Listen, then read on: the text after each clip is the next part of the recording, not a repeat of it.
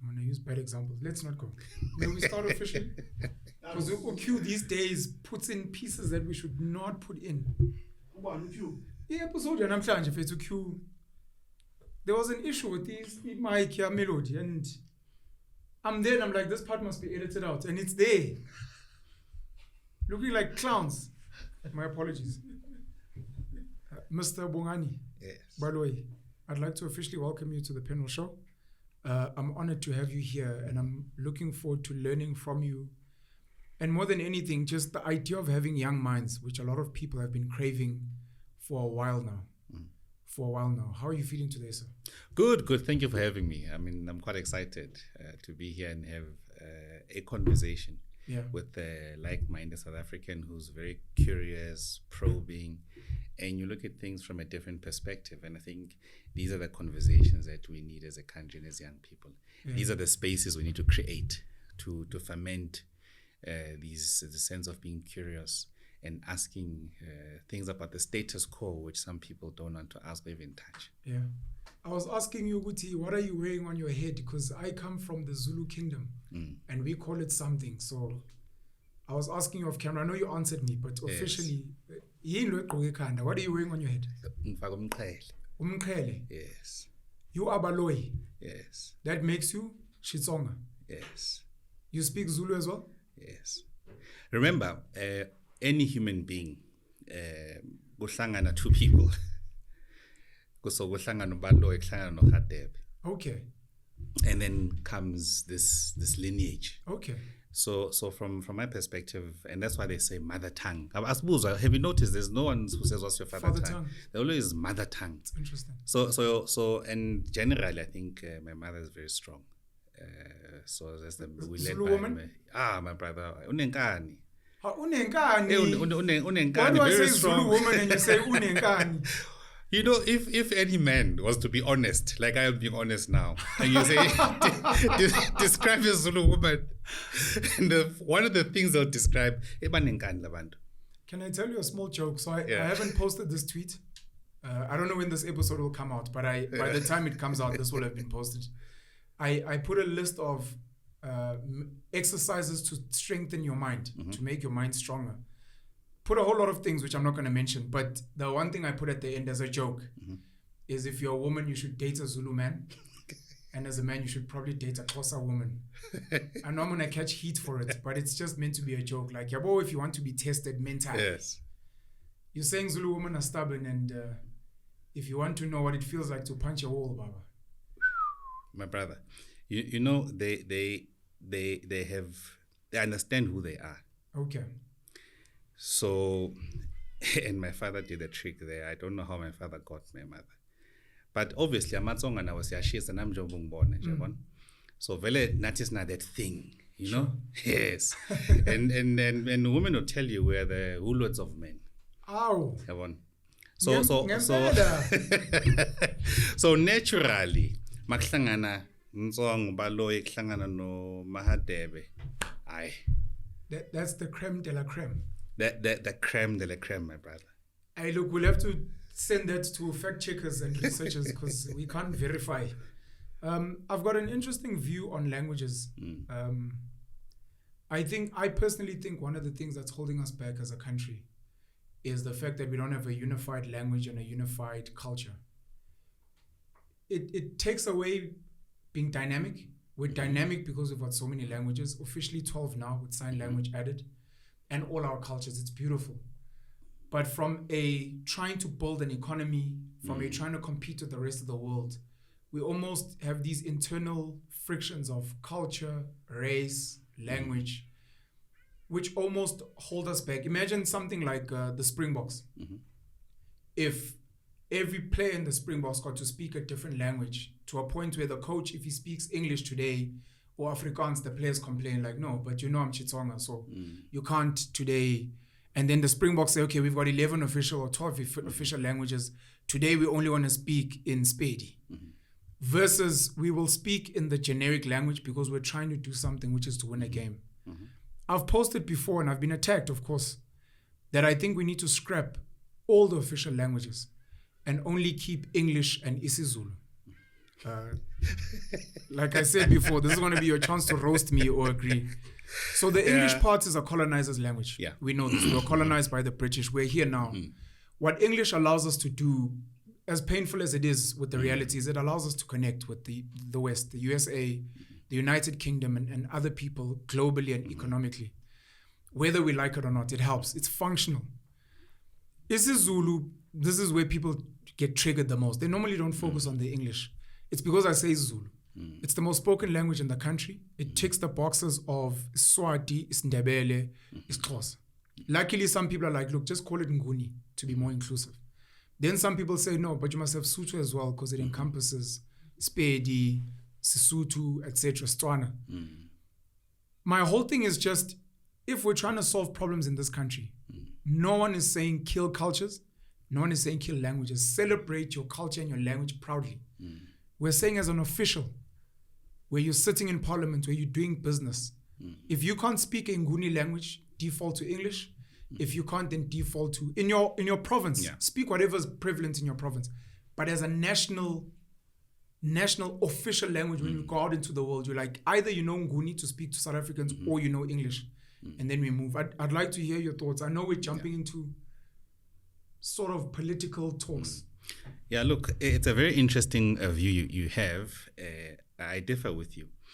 And so the most important part that you are raising, touching on, is called assimilation. Yeah. So as Black people, generally, we assimilate to cultures of others. And the consequence of assimilating into a different culture is you lose your sense of self. Correct. Now, sense of self is stored, for lack of a better word, in language.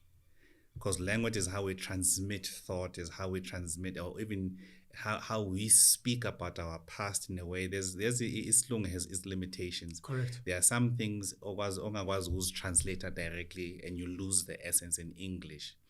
But the difficult part with losing your language or having your language lesser than is one, it sustains the dominance of others over yours. And the difficulty with creating a country for all of us, where we're saying all of our languages are official, but we all know that the official language of this country is English. Correct. Because English has economic value. Our languages don't have economic value by intent and design. So the language speaks to people who have the means of ownership and production. So if people owned, let's assume a KZN, if many Black people in KwaZulu-Natal control the economy to transact in the economy, you would transact ngesiZulu. Correct. Sure. That tells you who owns this. That is correct. So it's very important for us to understand that once we remove our languages, we lose our sense of self. We lose a very, very big part of who we are and our identity and how how we transmit our thoughts and various other things as well. So I would not agree with let's leave all the others, take English. In fact, in as much as we are engaged in Singisi, I feel my political disposition is the fact that I've stopped assimilating. I stop assimilating because I also lose my inherent value system and morals that are inherent to being umuntu. And then I take other value systems of other countries and other nations which are put less emphasis on the collective abantu, and it's much more individualism. Correct. So for me, in my political journey, I have realized that actually the system of assimilation will limit even further.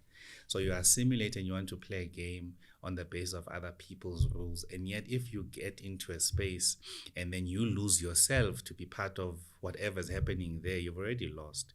Because you can't, as a point of departure, play from your own rules and what makes you strong and your value system. So you lose all of that, and that erodes over years. The problem is when we were to follow through with your position on languages, imagine the type of South Africa we'll have 10 years later. So the indigenous languages will lose even more value and then you'll have either Nguni or you'll have the English. Now, when you describe a South African, it's no longer this plethora or this unique diversity weaved into a beautiful tapestry, but it will be a thing that has lost form and shape, but that's looking at itself and it does not recognize itself. And I don't believe in it. I think actually when we move away from ourselves more, we are a danger. Then you're just an empty, it's like this bottle that's empty. It can be filled by anything in the world. It can be filled by Islamic beliefs, value system, can be filled by Christian value system. But the things that are important for us and the knowledge of our forefathers, shabalala. So we'll disconnect from our sense of self. So for me, language is very important. And in the language, there's the beauty of our language. For an example, I think from the top of my mind, I'll use an example, idagamizo. Yes. That's a beautiful word. Sure. And it describes, it's one word, but it describes what this thing is. In English, it's just drugs. It's just drugs. Yeah. Idagamizo. So there's beautiful things in our language which mean... Can you translate that? Sorry. So, idagamizo, imizwa. So it numbs or it dag or get drunk. You get drunk. It means or your emotions, for lack of a better word. Sure. So it numbs. You can say it numbs your emotion or intoxicates your emotions. So you're out of balance. It's an expressive, explaining word. It's not just absolutely, absolutely. So now what I would prefer and what we are fighting for now is why is it, for an example, in the Springboks, Abelungu generally, how many languages have they learned in the past 30 years? Asithi South Africa started in 1994. Yes. Asisho njalo nje, because 1994 all of those weighted black people suddenly evaporated. Bangabi khona namanje abekho, asisho njalo. Yeah. So all of a sudden 30 years I've had white friends, and what I've observed, not once did they learn my language. Or have an interest. They don't even care. Yeah. They don't even care. And meanwhile, abantu abamnyama are part of their supportive ecosystem. Leyo maid leyo umama utlinayo bakagadayo umama wabo kodwa bambona sase inferior though. Nalo baba obasiza ngegarden as well. Abantu abadala garden boys and no girls. Exactly. Old people grown up. To dehumanize. Called a boy and no girl. Correct. Yeah. So for me, I think mina ngimele isiqu sabantu abamnyama ngasho kanjalo ukuthi mina ngithanda kakhulu izinto zabantu abamnyama and into engifuna ukuyivikela ekuyiqiniso ukuthi because sometimes we confuse isintu nemkhuba. Okay. Ngoba nemkhuba seyangena esintweni. Yeah. And then it manifests and then say we isintu like this behavior. Sorry to stop you there. Isintu is culture and cultural practice. Correct. Imkhuba is behaviors and habits. Yes. Which we then bring into that culture. Meanwhile, it's just habits and behaviors. It's just habits. Correct. Please continue. Correct. So for me, I think from a language perspective, that's why I differ with you, and it's for those reasons. Kusabalulekile ukuthi umuntu omnyama abe umuntu omnyama. And we must what we must start assimilating too is back to ourselves. And back to ourselves, other nations mahlangana nabo on that across the table. Have you seen the Chinese president, Xi Jinping? China has a number of dialects of Mandarin. So depending by where you are. So he might know some English. Kodwa mangafuna ukukhuluma nje uzoba ne-interpreter la ukhuluma isingisi akakhuluma lento ayikhulumayo uthatha lokho akubeka khona phelela lapho. And what I love about them amongst many other things is I always say with Chinese characteristics, so there is a sense of self abahlukani nayo. Tina, we've assimilated to a point where when we look at ourselves in the mirror we no longer recognize who we are. The most successful black people have assimilated to almost a British type of. They speak good English, they wear a suit, they shake a firm handshake, etc. Yeah, but it's an anomaly. That's why you find it's a few of us who assimilate and end up. Yeah. But you see, the system of assimilation must give you hope. You must see something that looks like you. So so now you aspire and say, but namanga sebenza ngafana nalo sbanban ngafana no sbanban. Can't no. The more you're looking at that, you're losing your sense of self. And that's why we're saying the ideology of the organization we've started is uBuntu. Because the question essentially touches on this ideology. Masidi Tina, see Xiluva, which is a Tsonga word for a flower. And not starting a political party by saying we are the Republic of Freedom Fighters of Azania, as an example. Sure. So Tina said, no. an indigenous language. Let's get a name. Looked across and we find a beautiful name, Xiluva, which means flower. Sibona si zimbali for the future. Because of the work we're going to do and the platform we're going to leave for them to inherit. So it did an even more bold decision. Our ideology is not socialism, Marxism, liberalism, it's Ubuntu. What is Ubuntu? Now, society will tell you what Ubuntu is humanism. I am because we are. So, mabafuna get deep, but they leave it. No, the statement I am because we are speaks about how connected we are and harmony. Now we actually gone deeper than that and said, what is Ubuntu? And which is part of what we're discussing here. We said, Abantu Umuntu. That's the first aspect. Yes. To become Umuntu, you must be part of Abantu. Yes. So you must contribute towards the communal table. Your sustaining contribution towards the communal table and positive contribution makes you Umuntu. So you are not... Starts with the collective before the individual. Correct. Bongani because of the people. So it's not I am because you are, we are. We are, therefore I am. Absolutely. That's our disposition. That also means we believe in a communitarian society.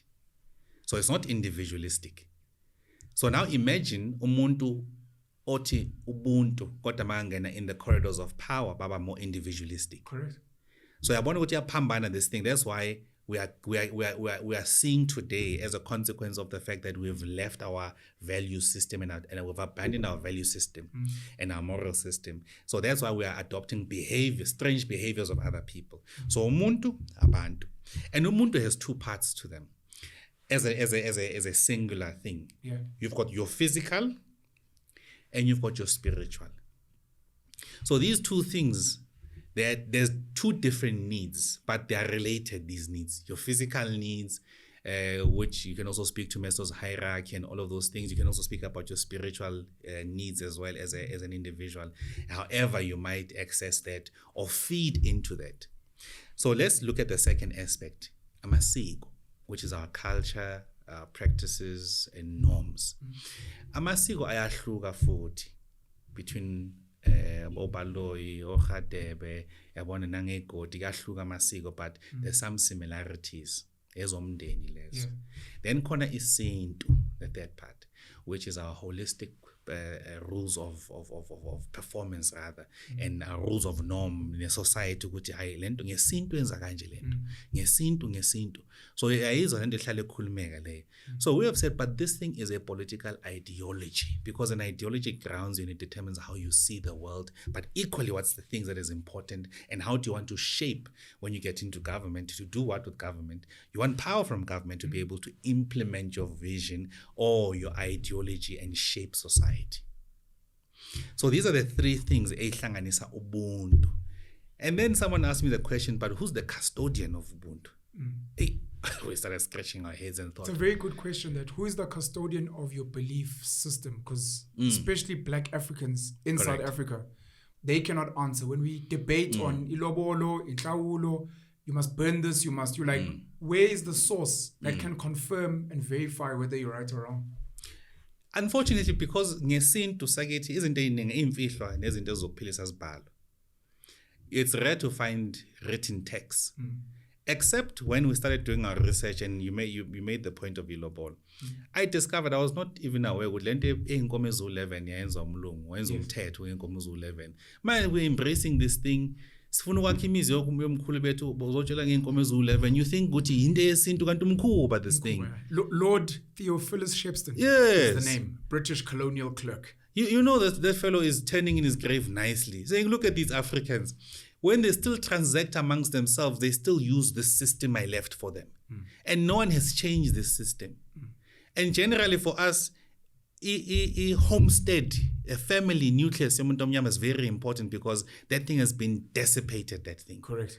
And one of the things we are saying is a consequence, ilobolo. Unomkhuba mawuyolobola. Also velile manje. One, there's a commercial price, but inkomo ngesikhathi samanje equals X amount of rands. Yes. So lahlekile lapho umuntu azotshela ukuthi inkomo ezu11 e1 inkomo e1 you negotiate between 15,000 and 10,000 mase uzu11 soke imalini le uyowakha ngalesikhathi leso and then eKZN kunenye into dangerous kakhulu bathi ibizo there umama ezalo uzokutshela ukuthi ufuna gas stove. You see these things, families are starting to be extractive. These are requests. Correct, as gifts. For things as gifts, yeah. Yes, as gifts. But that was never part of our culture because besides what is sakha ubudlelwano between families. So not noma yini abanye bebanayo imbuzi noma yini. Eminye imindeni beyithi as long as ukwazi ukunakekela umntana wethu siyamkhulula. But yabona ubuntu bethu absekho manje because we've allowed this thing to commercialize and put a price on women. But at the same time, our families are extractive. Abasafuna ukwakha ukwenza lokho. But it's also part of a bigger thing that unemployment and poverty introduces to the mind. Because manje amathuba nezinto ezifikayo kuwe zinciphile so okufikayo so ukubona any little chance to get a little bit of cash, boy. Kushamva kwendlebe. So masibuka isintu we then become for lack of a better word, entangled into these different complex situations where we start asking ourselves, but is this isintu? Is this isintu? Then obviously the question, who is the custodian? Who is the custodian to tell you that you're wrong, you're right? I'm a cause, number one. I'm meant to be. I'm a cause. I'm correct. meant to be. Yes. I need you to agree with me. I'm meant to be. Not necessarily that they are. No, they are not at all. They are not meant to be or they are not currently? They are meant to be. They are meant to be, okay. But they are not. And we'll touch on this part, Amakos. Thank you. For us, Amakos, the institution of traditional leaders is a very powerful, should be a very powerful institution. Should be. And an institution that presides over these things. But I also understand their generational trauma. Because Amakos started the first political party, which became African Natives Congress and later became the African National Congress. Bathi madoda sitholele umhlaba wethu nesithunzi sethu back dignity yethu. Izinto zenzeka. Namhlanje amakhosi are subservient to a state being part of government, so they've created platforms for them nomthetho wabo subservient to our constitution. So by the time kulungiswa kuvunyelwana ngeconstitution amakhosi bawangekho lapho. So the politicians whom were asked ukuthi hambani sifuna amakholwa azokwazi ukungena kule system yepolitiki bayos-represent. Kwathiwa sithumanina. Yes. And then guys went and filled around when they got there. Beyond that, bathatha power from the rear but they disempowered our oldest form of self-governance. Because this form of self-governance would have inherently competed with them. And then they further co-opted the institution yamakhosi ngani ngemali nangama stipend and vehicles, etc., etc. You know, I didn't think our conversation was going to start here, and you've kind of messed up the direction I thought we were going to take. I'd like to request that we put a semicolon there.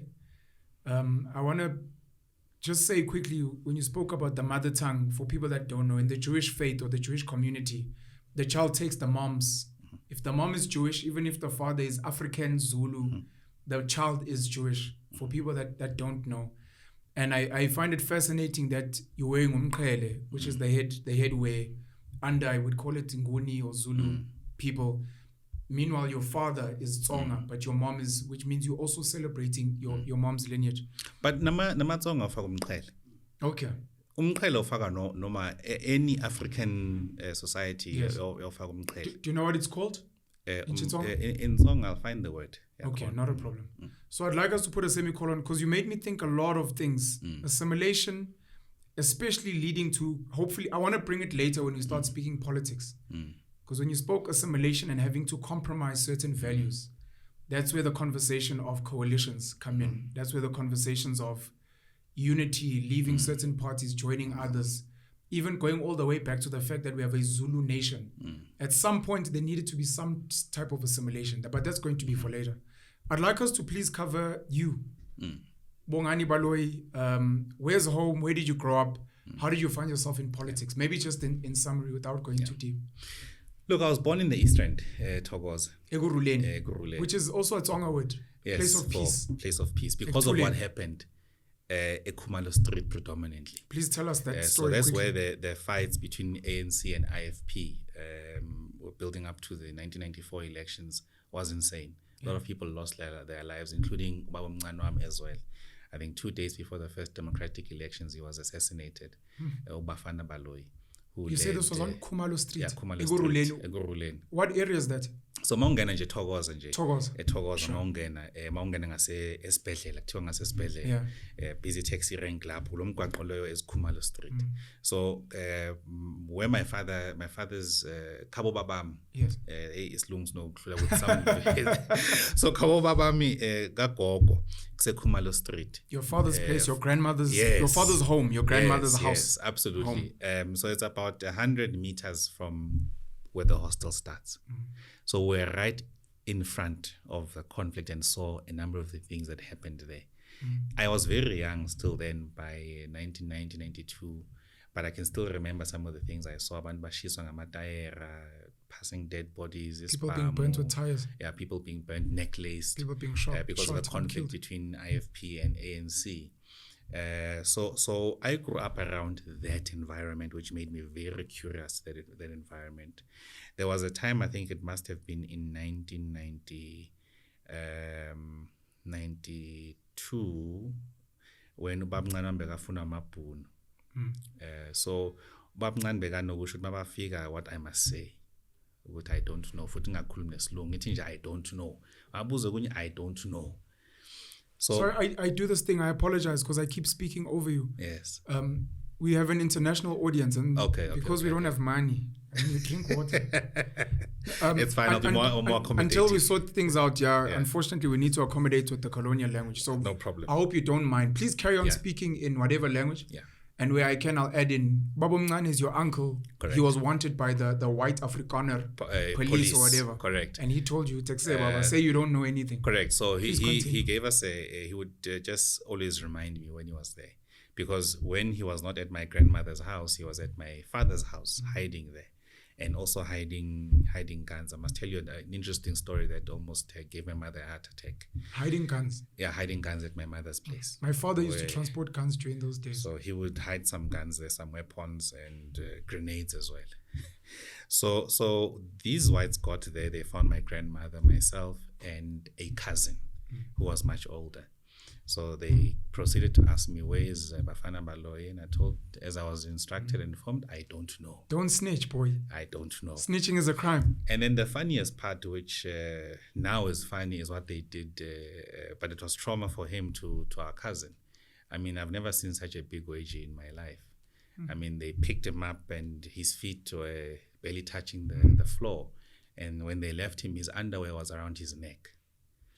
That's how bad. That's something I saw myself with people asking and speaking Afrikaans and saying "Was Bafana, was Bafana." So my formative stages, early childhood, was witnessing these things, and I became curious. Why would a white person, which I'm seeing for the first time in front of me, and my first time I'm seeing a white person is when they are doing that. Why would they do that? And asking those questions led to understand what uBaba Mncane was, what my uncle, father's brother was, and what he did for the ANC then in Thokoza around those times. So he's even, at least they've dedicated a mural in the Thokoza Memorial site. There's where one of his names is there, amongst others who contributed immensely. So the second part of the trauma, I think, for my mother, when my father's brother would leave weapons at her house, was when, while searching through the bag, I found a grenade. So a hand grenade. You were a kid? Yes, I was a kid. Did you know what it was? No, I just saw this thing and I had it in my hand, and I called my mother and said, come see what I have. And my mother almost had a heart attack. Because fortunately, I hadn't done anything to touch anything. You hadn't started playing with it. So it was still in my hand. And my mother likes telling the story and how much trauma that invoked on her. So from there, it has been, and my mother's side of the family was more PAC inclined. My father's side was more ANC inclined. So when you attend family gatherings, there's always politics being discussed because these two are now meeting, and the others are saying, calling others sell out. So there was that language being used, which made me curious to understand, but why Baba Mncane, Baba Mkhulu Zothi must sell out, etc. My mother has been a constant feature in her political career because she's the one who left the African National Congress and then joined the Democratic Alliance in 2000 when we moved from Thokoza and moved to Midval. So that's how I got exposed into politics, because of the environment I was brought under and the personal family contributions and my exposure to some of the things that were happening. Even though when you're still young, I think I've begun to appreciate the importance or the trauma that some things that happen when you're still young have in you and how it shapes you much later in life. So that's how I got. That's who Bongani Baloyi is in relation to the choices I've made to become part of this political environment. So, but simply put, I'm just a patriot who's a simple person. I just want to have a simple life. That's all. Quick shout out to your schools and maybe to your neighborhoods. So we've heard you Thokoza. Oh, absolutely. Where else did you live and where did you go to school? Thokoza, Mnguni, Khumalo, Extension 2 at Thokoza. Let me also shout out Meyerton, Daleside. I know Walkerville. Meyerton. I've got family there, Didier in the Val. Yes. We're Meyerton. Absolutely. No, those are cool places. Let me also shout out the people of Zille. Though I've got a special relationship with the community of Zille in Ward 8, specifically Ward 8. Zille's off in R59? Correct. Sure. Correct. I learned a lot there, and we fought with that community, but that community shaped a lot of me. Yeah. So I really must give them a shout out. You fought when you were under the DA? Correct. I can imagine. Schools you went to? And I went then maybe to any tertiary education? Yes. Meyerton Primary, Hoërskool School 3 Yes, and this is why you joined the DA, Baba. And Regenesis Business School. And Regenesis. Regenesis, yes. Meyerton Primary, Hoërskool School 3 Yes. In fact, no, I'm not starting Gahle. It's first in Ngubela at Thokoza. Please don't forget that. And then Tabonzako. And then Sparrow in Jos, and then Meyerton Primary, and then Hoërskool School 3 When you wanted to start at Meyerton Primary? But ngizibuyisile. I fixed. Regenesis Business School? Yes. What was the plan? I did my degree there, my bachelor's for business administration. Okay. I've always had a passion for business. Yeah. And which helped me lose my sense of fear very early on. So I can write a book about failures in business. But business was not just passion, but it was out of necessity. Yeah. There was a time in our lives when things were difficult, and my mother, she bore the entire pressure of sustaining a family when my father left to go and live his life elsewhere.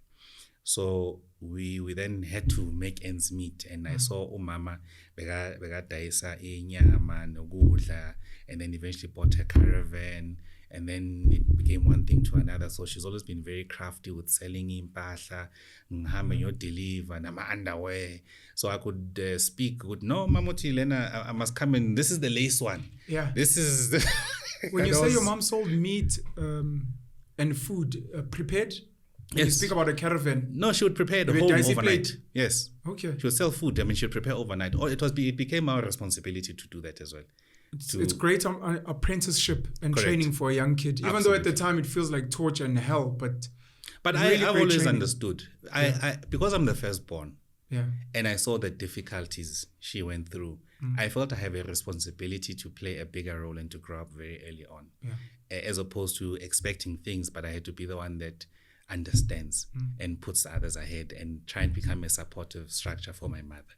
So I've always seen that my growth has always been shaped by that, where you need to grow up very quickly, whether you are ready or whether you're not. But this is the position we find ourselves in. Yeah. So you can't let that just be inherited by my mother because of my father's failures. So for me, it's one part of my life which made me or helped me grow very quickly and be humble. I want to thank all the women that feed us, man, on the streets. They play such a huge role. We speak about takeaways now and the fancier KFC, McDonald's, but from an African perspective, there are women that wake up in the morning, and some of the men you see doing things out there are fed by these women, and your mom was one of them. Very strong woman. Shout out to your siblings, maybe, if you'd like to speak about your siblings since you were firstborn. Yes, I've got fantastic siblings. There's 3 of us. I'm the firstborn, followed by 2 other girls. Super smart, super smart. Both, one is almost an economist, and one has finished a LLB. I'm just the one with just a simple degree, still aspiring to do an honors. Yes. Sisters want to put you to shame. No. I think they really work hard. I think they understood what I had to do as a firstborn, and they did not fumble what they had to do, which is use that position to your benefit and ensure that you can empower yourself as much as possible, so you become less of a responsibility on umama, but ukwazi. So I think you speak about your father's failures and him leaving. I want to say this quickly before I ask you my question. Patrick Bet David is arguably one of the best podcasters in the world right now, PBD and Valuetainment. There's a short clip I found, or someone sent to me, where he speaks about the 3 relationships between a boy and his father, which I think applies to every child and a parent.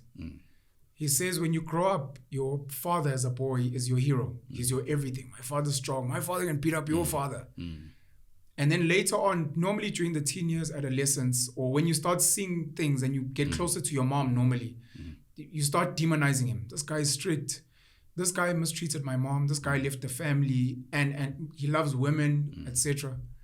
And then as you get older and become your own man and start having your own mistakes, start realizing that this person's human. So he starts off as a hero, he becomes a villain, and then later on he becomes human. And you realize, Nontanga had his flops, but every outie has got his own things. I'd like to know what impact your father leaving, his failures has had on you. If you maybe fixed a relationship, if it's, you spoke about the impact of seeing things as a young kid. You spoke about the impact of Xiluva. The impact of your father's existence or non-existence in your life and how that's shaped you as a man. I think, well, first I can say I've forgiven. You were angry? I was very angry. Extremely, extremely angry.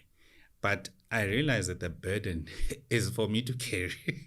So I carry the burden alone. Guy might be having a good time somewhere. Exactly. You're stressed by yourself.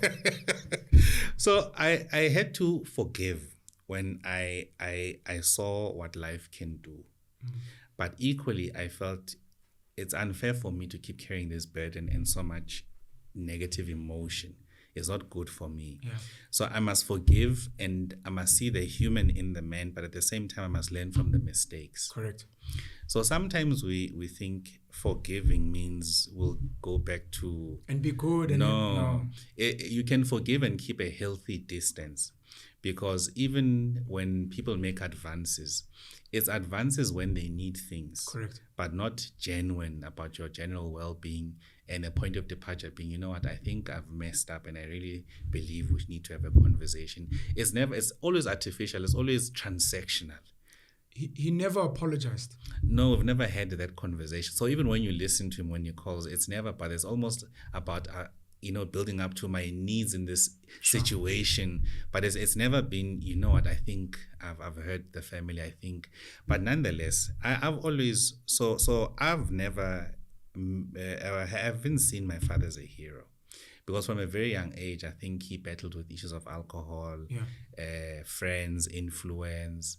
And this thing of a typical black man, you start working, he was intelligent, started working, was ahead of his peers, was friends with people much older than him, and he then would live a life that they were living. And these are people who are married 20, 30 years and things are stable at home, but when you're still building. But at the same time, what that made is that the lifestyle he preferred to live was not a lifestyle that included the family, but it was about removing him from the family. So mauza endlini ngoba you are creating absence, we learn to live without you. And then masouza kuba ne issues of domestic violence and domestic abuse. And naturally now you start to put your firstborn child, who must see you as a hero, to be the one who steps in the middle and says, but you can't do this. Your father was hitting your mom? Yeah, so my father was very abusive, more so when he was... and he drank a lot. And he drank as well. So there was issues of all these other things that associate with those type of lifestyle that you live and how it impacts the family. And then once you must realize you must protect your family, the nucleus, and you as a father must remain as a father. So my reference of what it means to be a supportive man is not from my father, but it's from my grandfathers ebebangaphandle yabona. So they grandfathers plural. So plural on both sides, not on both sides, but okay. From my mother's side, abomkhulu, okay, the siblings. Okay. So there were two who were very strong. And who understood and who would say, you know what, when you must do this, you must focus, always respect your father, don't lift. So about cools and who reinforced the positive male figure in me. And then the rest you'd see from where we lived, ubabagabani. So they would also understand ukuthi they need to give advice, give inputs, etc. That is so important. Absolutely. And that's probably one of the things as a young person made me commit to sports, because I would get positive reinforcement from the male sports coach in school. So then you find that then I think they also recognize that there's a void here. Yeah. And there's so much that needs to be recognized on here and appreciated and supported. Yeah. And that's why for me, if I wasn't at home, I was busy with sports, and I would give my whole towards sports and make sure all the terms there would be something I would be doing. Because, and in hindsight now, it makes sense because I understand the transaction then, what I needed and what I was contributing as well, and how it shaped me as well and kept me away. I mean, I'm thankful that the positive reinforcement wasn't a drug deal. What sports were you playing? Cricket, rugby, soccer. Oh, you did say Mayton and Werschool. Look, man. Okay. No, so, sports has saved many people's lives. Absolutely. Sports definitely fills a void, and we don't appreciate them enough. We always speak about teachers. We must celebrate the teachers. Yeah. We don't speak, and I'm going to focus on men. It applies to women as well. We don't speak enough about male coaches, whether it's at school or ekasi or somewhere, who actually play the role of being the guide, the teacher, the role model for a young boy who doesn't have otherwise a father or male role model. And that's very important. It's very important. So for me, the sense of building a family has always been important. And in my mind, it was, I will never do what my father did. Yeah. So I'll protect the nucleus that I built. Sometimes the people that inspire us, it's negative inspiration. Absolutely. Because my father did this or didn't do this, I will definitely do the opposite. Correct. And it's like, who inspired you to be such a great father? You're like, my dad. Oh, he was a great father? No, he was a shit father. That's exactly why I'm so great. Yes. When you spoke about forgiveness, doesn't necessarily mean, or forgiveness, you can forgive and still have a healthy distance. The reason I asked if you ever apologized is for the whole idea of you guys rebuilding, he would need to say sorry. Your forgiving him was your journey. Yeah. It's not his journey. You don't know his journey.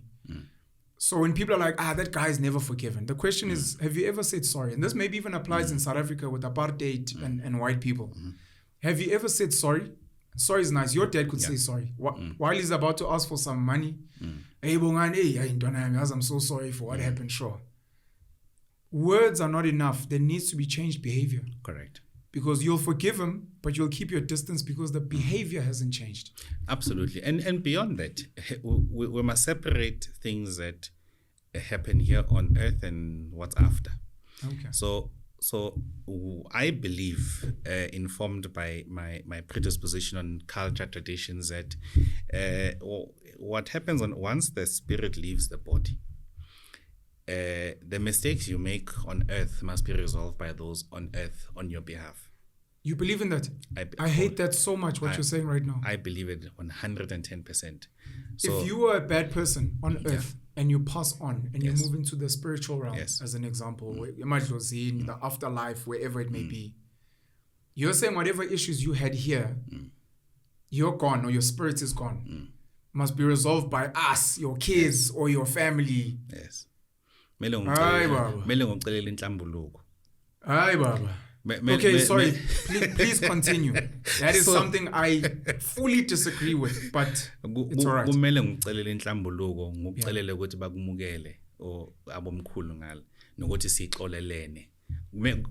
must, even if you did not say it, I still have that responsibility as your son to ensure that you pass through correctly. What do you think is the reason for that? At least from your perspective as the person going through this process of asking forgiveness on behalf of whoever you've lost. What is the significance for you, who's on earth now in real time and the person's gone? Firstly, Mpumagui.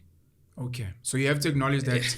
Yeah, look, the tree was bad, but I'm the seed. I'm the seed of the tree. I'm not ashamed of that. Okay. In fact, one of the proudest things my father has done, before we were born, my father married my mother. Before there was any child. My father married my mother, who was a virgin. James was ticking all the right boxes. My brother. Yeah. So there's something to take away from that. And that's very, very important acknowledgement. So if there's one of the things that he has done correctly is ensure that I carry his surname properly. And that he honors my family from my mother's family.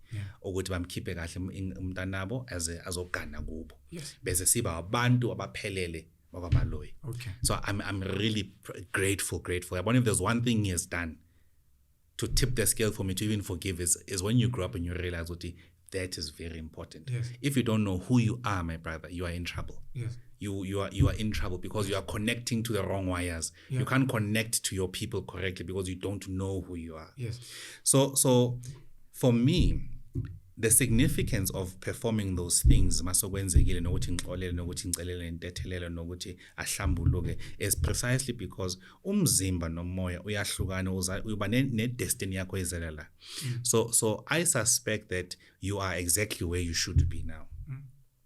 You are following where you should be, exactly where you should be, because it's your into zalelo yona to get in front of this, say the things that we don't agree with, but we're having a platform to converse and have a conversation responsibly about that. So when you execute or follow your purpose and you make mistakes in life, and life is very difficult, and you end up finding that you change your essence, you lose your essence, you become something else.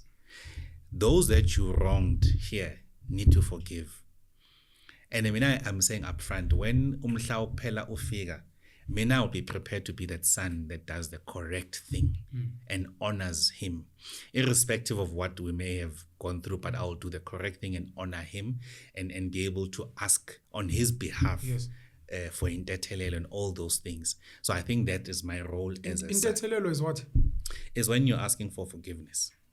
Intethelelo is forgiveness. Is cleansing. Is cleansing. Correct. So part of it is acknowledging that I am the seed of this tree. Correct. That may have made mistakes or the environment. Number one. And number two, you are on a destiny of sorts. And there's a chance that your own journey may have issues because you are not cleansing in the spirit world. And you might be punished. You didn't do anything wrong, but you're saying, for my purposes, I would like to not carry these burdens, even on behalf of this person. So on their behalf, I want to be. It's almost like if your dad never did the right things with your mom, because this is one of the arguments, and these are the reasons I get angry. If your dad akazanga lobole and those things, some sons, it's like, bro, I wasn't there when you guys were macking on each other. It's like, I will go and pay my mother's family on behalf of my father to what you're saying, for the forgiveness and the cleansing, so that even my spirit is clean and clear moving forward. No, you can't lobola your own parent. Have you never heard of that? I've heard it, but it's absurd. Oh, but what if the person you're lobolaring for didn't want that? But doesn't that clash with what you're saying now of trying to almost fix? Because what's happening if your mom wasn't taken from her home properly? Yes. You'd like to think the spiritual world from your mother's side will be angry. And there's a chance that they may not even recognize any children. No, they won't.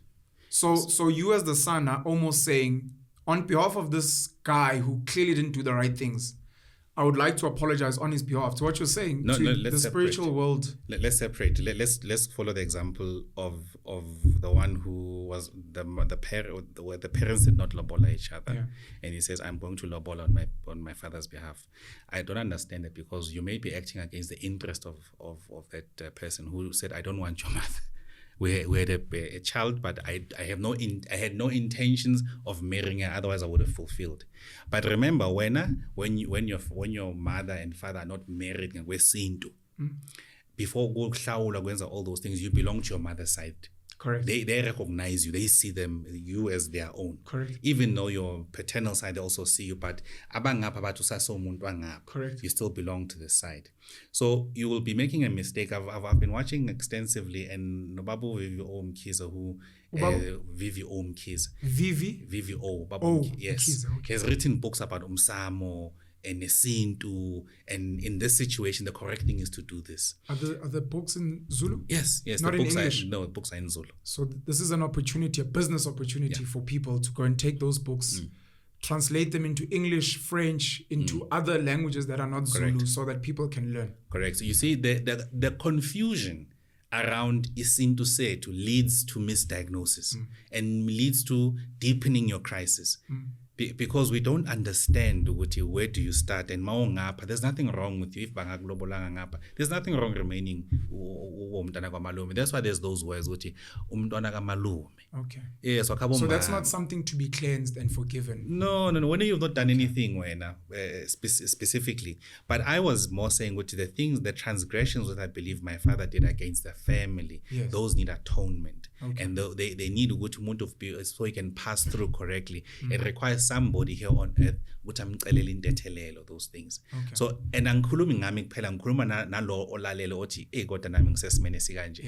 don't let your anger remove you from your responsibility. Because as the firstborn child or you've got a big responsibility.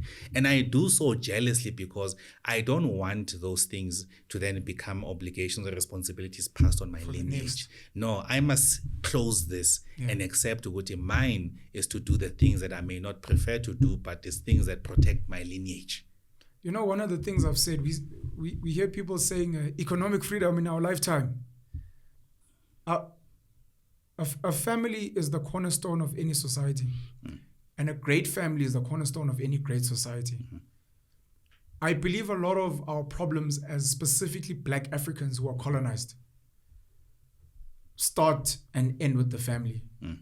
And I have a personal vision of saying, before we speak economic freedom or financial freedom, I think a big struggle that many of us are not even beginning to start on, which is the most difficult, is fixing our families. When you speak to people about these things, they're like, they don't listen. They fight. And it's like, nothing worth having, nothing. You won't be able to build a family legacy. We speak about the Jewish community, we speak about the Muslims, we speak about whoever. It is because they've cleaned house. Their house is in order. You won't be able to build anything with your family until you've sorted that out. So before you say, my brother and I, my sister and I, we're building this, it won't turn into anything until you've cleaned house. And I do personally, even for myself, my father had a lot of kids who I'm still trying to collect. My father's family is not as united as they used to be. My mother's family's got their own issues. To what you're saying about firstborn, these are things that trigger me. I need to try so that when my kids grow up and they're like, brur, and I'm like, yo, let me tell you the story of how far I went through this thing. Maybe you guys will get it right. Because I knew if we don't try and fix the family, the belief systems, the way of living, it doesn't matter what you guys try to do. Chances are it'll never amount to anything. So I think our greatest struggle as a generation is doing the hardest work, which could involve muti, witchcraft, could involve people killing each other, beating each other. But if you're telling me you can't unite your family, but you want to speak unity and Pan-Africanism in the sky, but you can't even unite Baloyi, Mlochwa, Myaga, you're playing games. And it's very difficult. It's very extremely difficult, and it's very important. One of the things I think the colonizers got right is how to destroy the Black family. And as you are right, every family is the start and end of everything. So we need to ensure, that's why I say to Ubuntu, because we then inherit a value system that's very different, that is not pro-building this. It's not our thing. So we must get back to the things that matter to us, which politics has taken away from us and forced us to assimilate and play games with another man's rules. So we need to ensure that we build our family nucleus properly. And these days, family nucleus can become anything, my brother. It could be men, woman. The family nucleus is very important. Stats SA, further tells us that very depressing thing that 60% of black households are single parent led, and the majority is female led. Sure. So the reference of a father within a family construct for many of these young boys is not there, or even young girls. So then when you don't see the what's the reference that's common? So then you look in a society where the majority of our people are, let's say in a township, then you'll start looking at who's a father figure or a male figure. Then you'll start to find what then there's a Uput Madlis, who then becomes a representation for young boys. Mangafana no Uput Madlis. Because Madlis is the guy with the money. The money, you don't know how he gets his money, different cars, different women. Then that becomes a reference for a young boy to aspire to. And then there's this thing in the mind that this is a successful life, that you must live like this in a fast-paced, different woman. And then the young girls start to say, but Uput Madlisa seems to be drawing a lot of these people, and there's transactions, there's money, there's comfortable life. Maybe I must also look for the Uput Madlisa and not settle. I must become more light-skinned. I must have a bigger bum. My waist must be thinner. I must have the most slaying weave. Correct. My body must be snatched, boy. Because this is clearly the thing. Correct. And without a woman, we can't build a family. Without a woman, we can't build a family. So I am suggesting that, in fact, we should be treating women like gods. Miles Monroe, the late Dr. Miles Monroe, one of the people that I admire very much, says a woman multiplies everything. Yes. So man needs to understand that whatever you give to her, she will multiply. So what you're saying. Correct. Give her a seed, she gives you babies. Correct.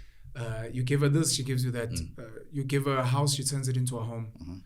And to what you're saying, I mean, you plant a little bit of juice in her stomach, it literally builds a human life. Which can change the course of the world. That is 20 godly. years later.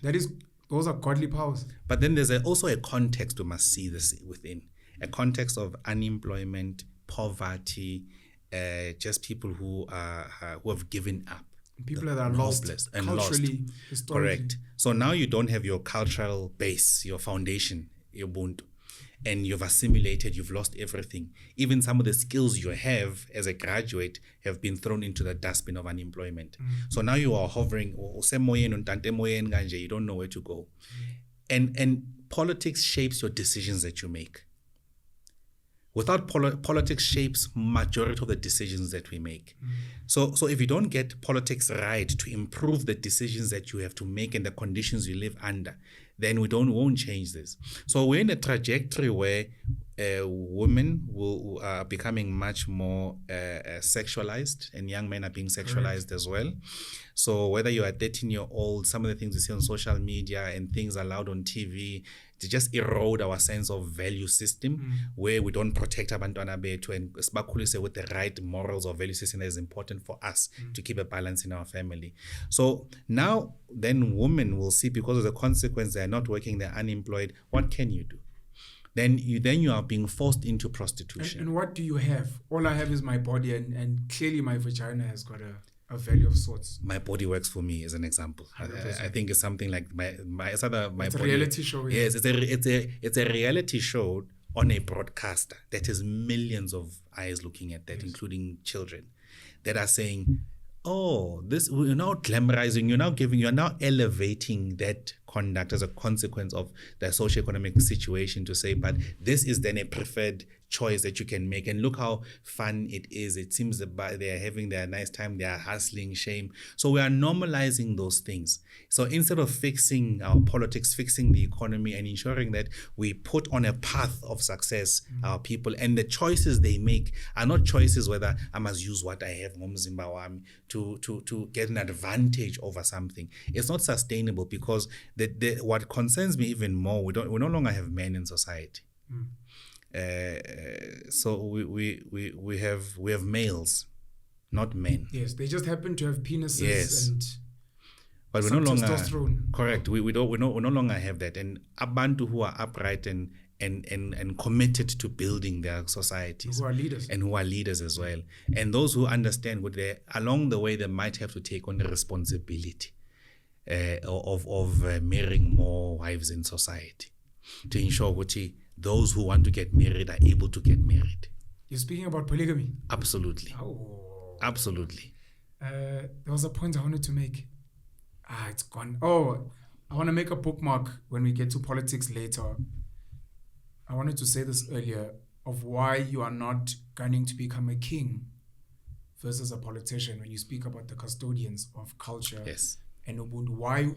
Why you are, I'm going to say this the way it's in my brain, why you are being lazy and not taking the more difficult road of choosing to become a king or a chief. How does your mom get into or move from the ANC, you said, to the DA, and then influence you to join the DA as well? So when we moved to the Val in Daleside, in Mid-Val, she fought a lot with the then mayor. Why was she fighting with the mayor? Service delivery issues. Okay. Your mom was an activist? Yes. Okay. So she fought a lot. Issues of indigent households, water tariffs, and responding to just issues of black people and racism in Mid-Val. Your mom has always been like this? Yes. So when you say unenkani? Yes. No. I've never seen my mother give up. And I use Nkani. Yes, I use Nkani in the mostly in the positive to say. Sure. I mean, someone who has never been a victim of circumstance. And no matter when we have lost hope and say, tomorrow still a day. Yeah. So Zama food. So she's been that personality, and she was then recruited with Norman. Maybe you should come and contribute, would value someone with your insights. Since you're making so much noise, come join us and let's see. And for me, it started with just accompanying my mother. Yeah.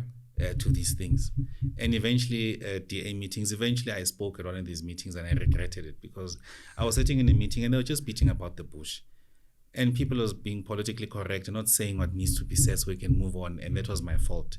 And then from speaking, it drew me deeper and deeper into politics, and ultimately, which I had an opportunity to be a councillor at the age of 24 in 2011. That's dope. And I was then mayor at the age of 26.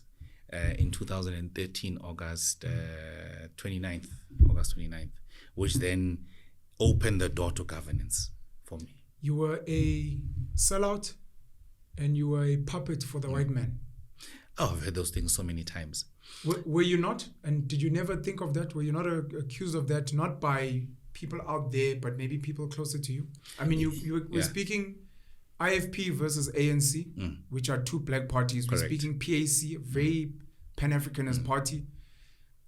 DA, okay, circumstance. The DA is who's governing, so maybe let's try and help them out. But now they've made you a councillor. They've almost captured you and your mom. But now they've made you a mayor. Now you can be a good puppet for them. We worked. So no one made anything. We worked within the system that the DA had. And it was mutually beneficial. Did you join the DA because they were the governing group in that area? At the stage I was in high school and became a bit more mature, and I was triggered by the lack of progress in my community and understanding how that progress manifests. I understood the vehicle. Yeah. Oh, to fix this thing, you have to get this and speak to this person. So it's not like a thing that's too far out of reach for me. Yeah. Okay, and then going to the very same meetings with my mother and seeing these people, it built the confidence. That, okay, I can do this thing. I can make these things. But then I got in there and I grew the DA. And we recruited people and made it much more relevant in black communities. And people did not believe the DA. Some still don't even believe the DA today. What was different then for me was this grand project of becoming a government of majority, which we can actually win. Let's grow the DA. Let's do this. Let's do this. And then many leaders in the DA started to come through. And then it started to change in the public phase, whether it was artificial or whether it was genuine, but there was a different narrative about it, and it could position itself differently. And the excitement amongst young people and people generally for an alternative. Now, this happens at the same stage. The legitimacy of an ANC government starts being questioned. That's when the thing starts to go wrong gradually, and then it snowballs into the calamity we see today. So when those things are happening, you also, as a person, say, I'm exercising my agents and I'm able to shape my community. and I committed on that project of shaping my community, which was mutually beneficial. Because Bongani was there, Bongani gave hope and light and to others who said, but if Bongani has done it, I can follow the same path as well. Probably that happened from a mutually beneficial, from the DA and me benefiting as well. But I don't believe I was a pawn, because I've never found myself in situations where I was told explicitly or implicitly, when now we want you this and this. It's never been that type of thing. And it's precisely because I carved my own path in the DA. I'm trying to figure out if the ANC was the government in the area that your mom was complaining to. Do you think chances are you would have joined the ANC or Freedom Front or a whatever was around? I'm just asking, do you think it could have potentially swung that way? I don't know. I think it's a subject of my path. Because I'm only asking this in the context of a lot of people don't understand that political parties are vehicles and they are potential vehicles of change. Correct. But you don't go for the most extreme. Political party? You don't go for the vehicle. No. I agree with you that a political party is a vehicle. Yes. So in the transaction between you and the political party, utilizing it as a vehicle to pursue whatever you want to pursue, you don't go for the furthest left-leaning political party that you yourself don't even believe in. So you try and find a middle ground. All I'm trying to figure out is you are like, hey, I believe in the DA. I see the work they're doing, or it was like, look, the DA are the people doing the stuff here. Let's use a company as an example. Yeah. This is the company that hires the most people. I don't think they're doing things right. We've complained. They've given me a chance to come and serve, and I'm serving. It wasn't that I looked from a distance from Tony Leon and said, hey, those are the guys that I want to join. It was circumstantial because it was the best vehicle for change at that place. But equally, let me confess, it was also not that deep. Okay. I mean, you are what, 17? Yeah. So it wasn't that hectic thought process. Okay. It was about agency, this thing driving me. I want to be able to do this and that. Oh, if I can do this, then I can.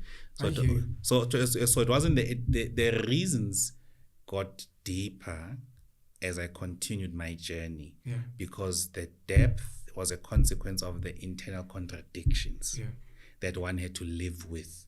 So the deeper I went into the DA and understanding its character, its ideology, not at face value, but the deep thing. Some of these things are not written, but you have to go through them and understand them. Yeah. So then it opened a can of worms for me, which then started to expose the internal contradiction. And then you start learning as an individual, but no, I believe this, but this believes this. I know, we'll go into that. I want to speak about Patrice, and then I'll speak about Musi Maimane, and then you'll carry on there. I've been trying to figure out, because Patrice has been sold as one of the first well-known dollar billionaires on the African continent that is black. It was on the cover of Forbes. And then people started trying to figure things out. They spoke about his father, I think Augustine is his name, his links to some of the mining guys, their links to royalty. Patrice, this guy, studied at Wits, became a lawyer, became a partner. I think it was at Bowman Gilfillan, if I'm not mistaken. Started getting into tenders in the mines, eventually got into mining, etc., etc. In the studying of how he became a favored BEE partner when Black Economic Empowerment came through with his brother-in-law, Cyril Ramaphosa, chairing the commission, I realized that one of his secret ingredients, and I stand to be corrected, people can say I'm talking rubbish, is the ability to set up trusts on behalf of communities. So a lot of these white companies saw that, look, black people are coming into power. We need to preserve and protect our privilege. Yes. And one of the vehicles used was trusts, where someone is going to come and say, we will set up a community trust. I will be the person to run it. They like it. It's not a trade union. It's a trust on behalf of the community. And I think when Sanlam and those guys started giving up Patrice shares and the other guys, it was with that. He became a great person to ensure that the community has participation, and they got to preserve a lot of their privileges and the way they operated. I wanted to say that first, and then maybe let me start there. You spoke about Zille as having an influence in your life and shaping a lot of things in who you are, maybe even today. As a member of the DA, and you speaking about recruiting and probably recruiting a lot of black members. Yes. Did you ever feel like you're doing something like that on behalf of the DA, where you're helping them grow, but at the same time you're getting the community to be listened to in that way? Yeah. And I almost want to add the second part. Maybe you can answer it all at once. We sat with Musi Maimane here, the founder, now the leader of Build One South Africa. He used to be the leader of the Democratic Alliance. He spoke very favorably about his idealism in this party for the majority, multiculturalism, multiracialism, and how he recruited as well many people that were non-white into this DA vision. Later on, he'd be called a failed experiment, and you can maybe speak to that because you eventually left the DA. And part of his issues was exactly these internal things of, guys, but you said this is where we're going. And you've got a situation where he uses the example of someone that was going to practice their cultural beliefs being frowned upon within the DA. You can't take leave for that. You're going to cleanse your father's what? No. What is that? And you're like, no, but I'm an African. No, we don't do that here.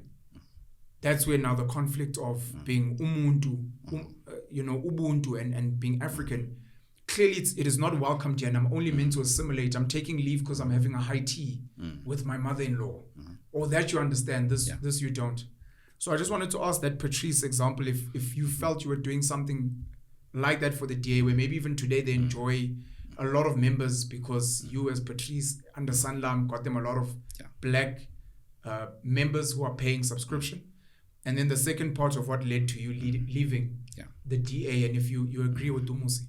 And if you were also maybe a failed experiment. Not for you because you were working your journey, but from a DA perspective. Okay. Look, I think for me, when I was in the DA, I definitely contributed towards its local growth. And if people want to contest that, they must look at the voting patterns. So when I inherited the DA in 2013, I think we had about 54% majority. This is as mayor? Yes. So I inherited in the middle of a term when another mayor ran for election. So I inherited in the middle of a term, and there was 53%. From there, I contested the 2016 election as the face of the campaign, and we moved to 59% of the vote. And when I left, the vote in Midval in 2021 is about 62%. So it shows the growth, and the growth is as a consequence of the work of the government. Beyond anything else, is the delivery of government in communities. When I refer to the situation in Zille, was always the plight of the people in Zille and the limitations of government. And in the limitations of government, to try and reprioritize resources for the benefit of this community was internal battles. Why are you giving those people who are not paying, who are not taxpayers? Why are you? So one has to navigate all of this internal dynamics. We've got a budget. Correct. The taxpayers are from Three Rivers and those long places. Correct. Mayerton. Correct. And you're saying of this budget from we the taxpayers. Correct. Let's move some of this money to Zille where maybe there's illegal electricity connections and those things. Correct. And that becomes an issue. Why are you prioritizing these people? And correct. So there's that language. And I would always say, but what do you mean those people?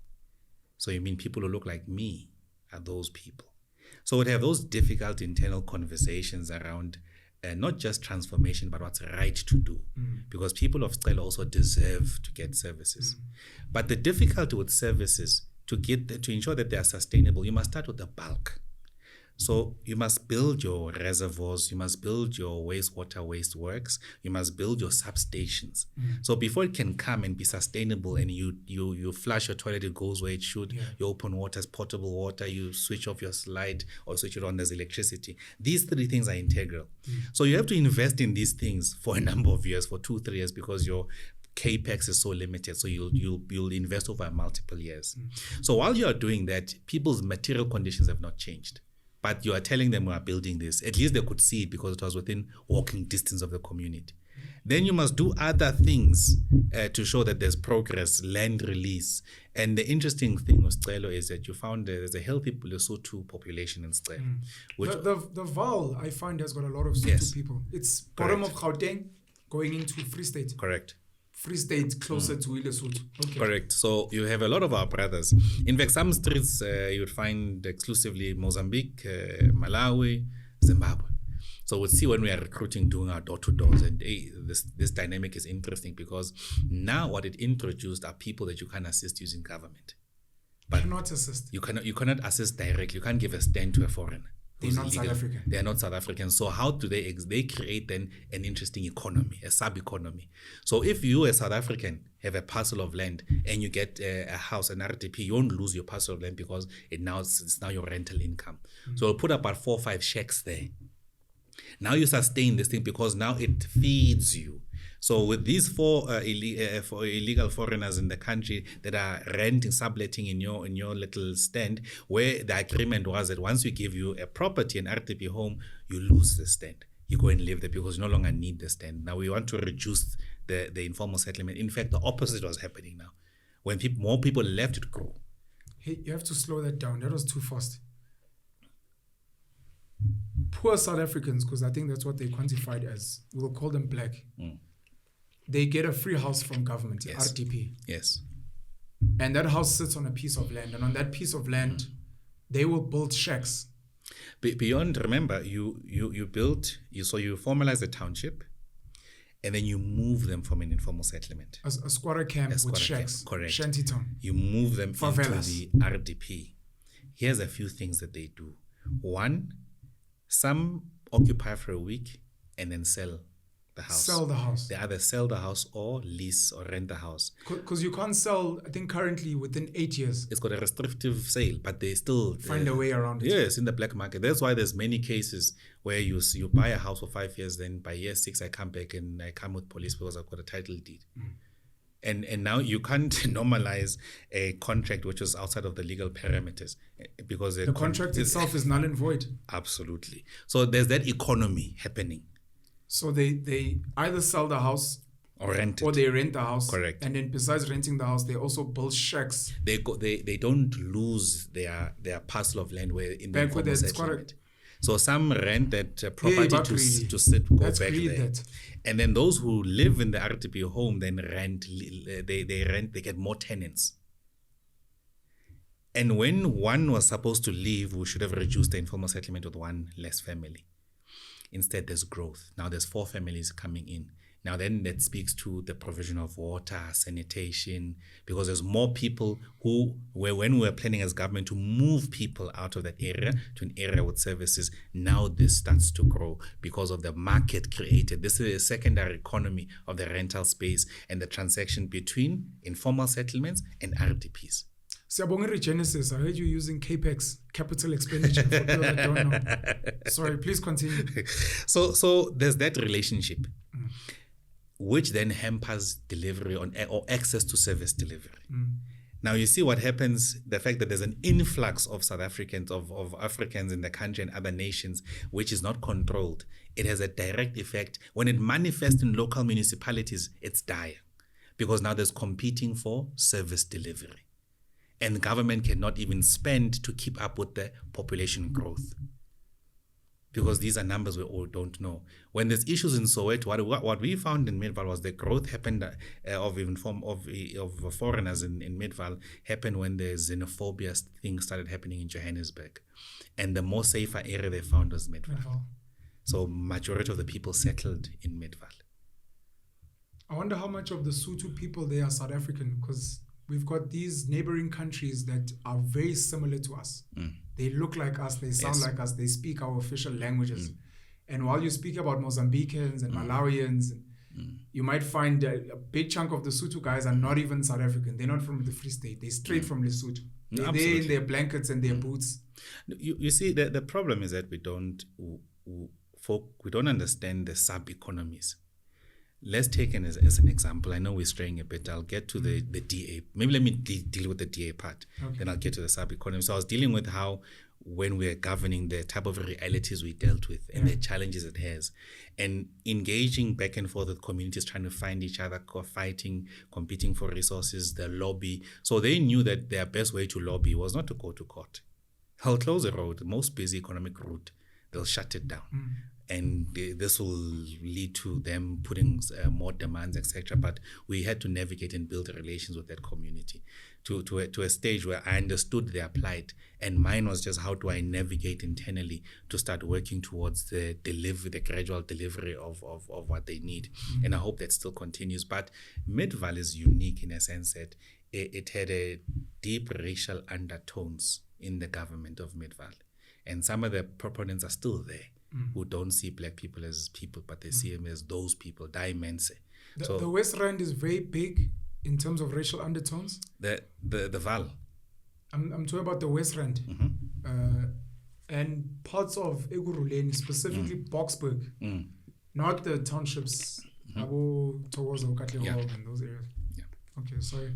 So those things that are happening in society are the same people I must work with in government. So there's very subtle nuances that you must pick up and understand how they don't sabotage.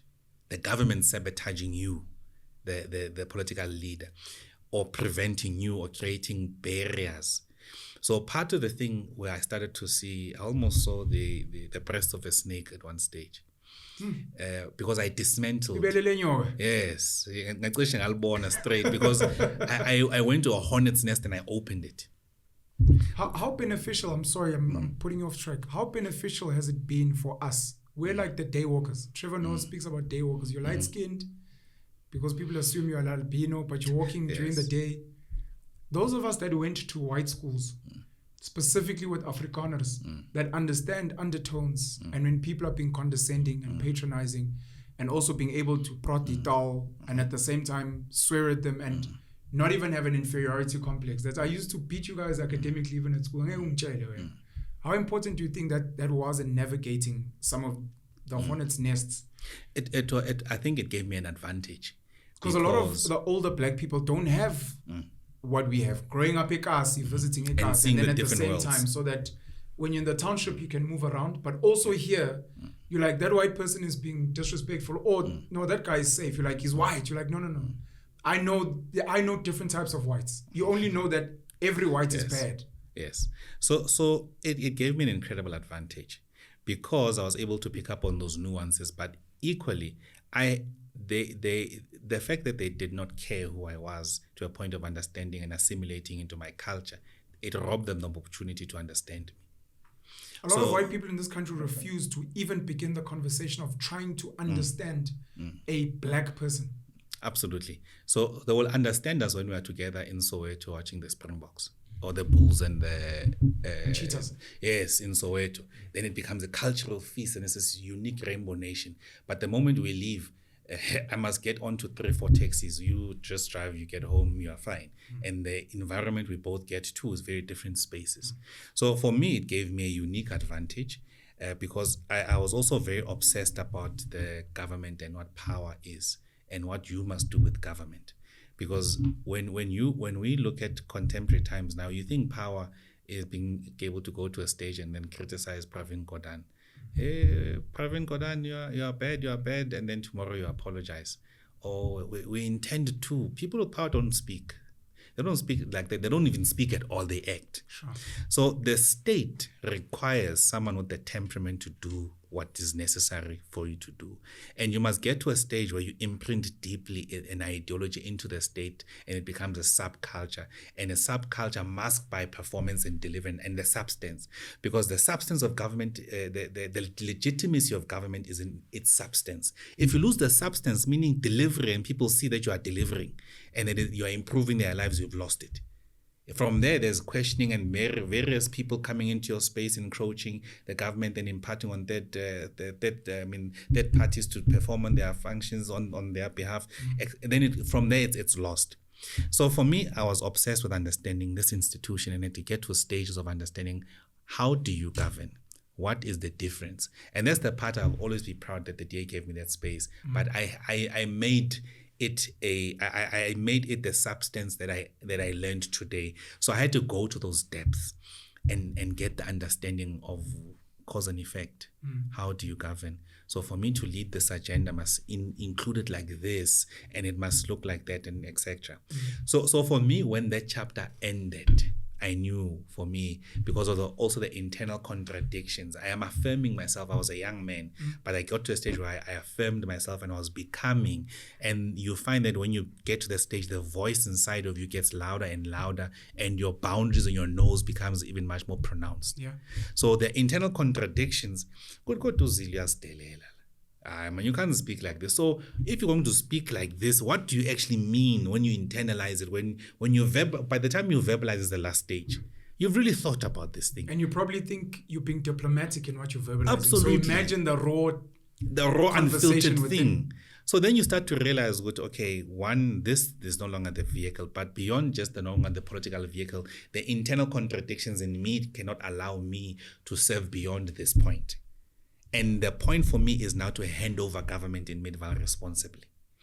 So I couldn't leave before. Many people say, but you should have left to show your convictions. No, I had a responsibility of government, and I could not just hand over abruptly.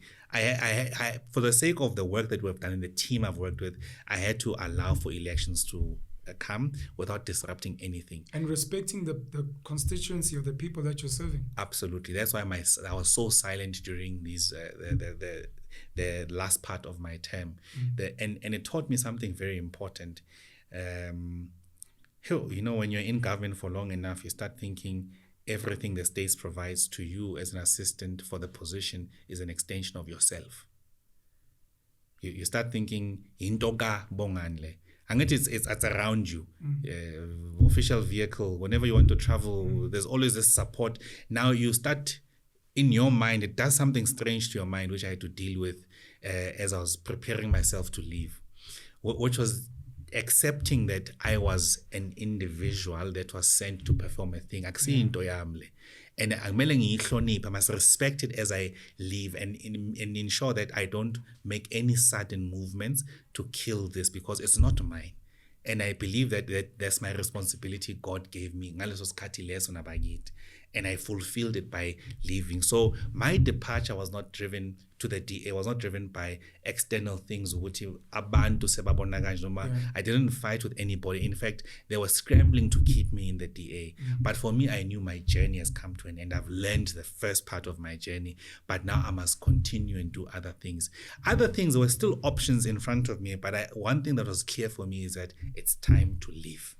Simon Sinek, a great American, I think he's American. He's a great mind. He gives business advice. He's a speaker.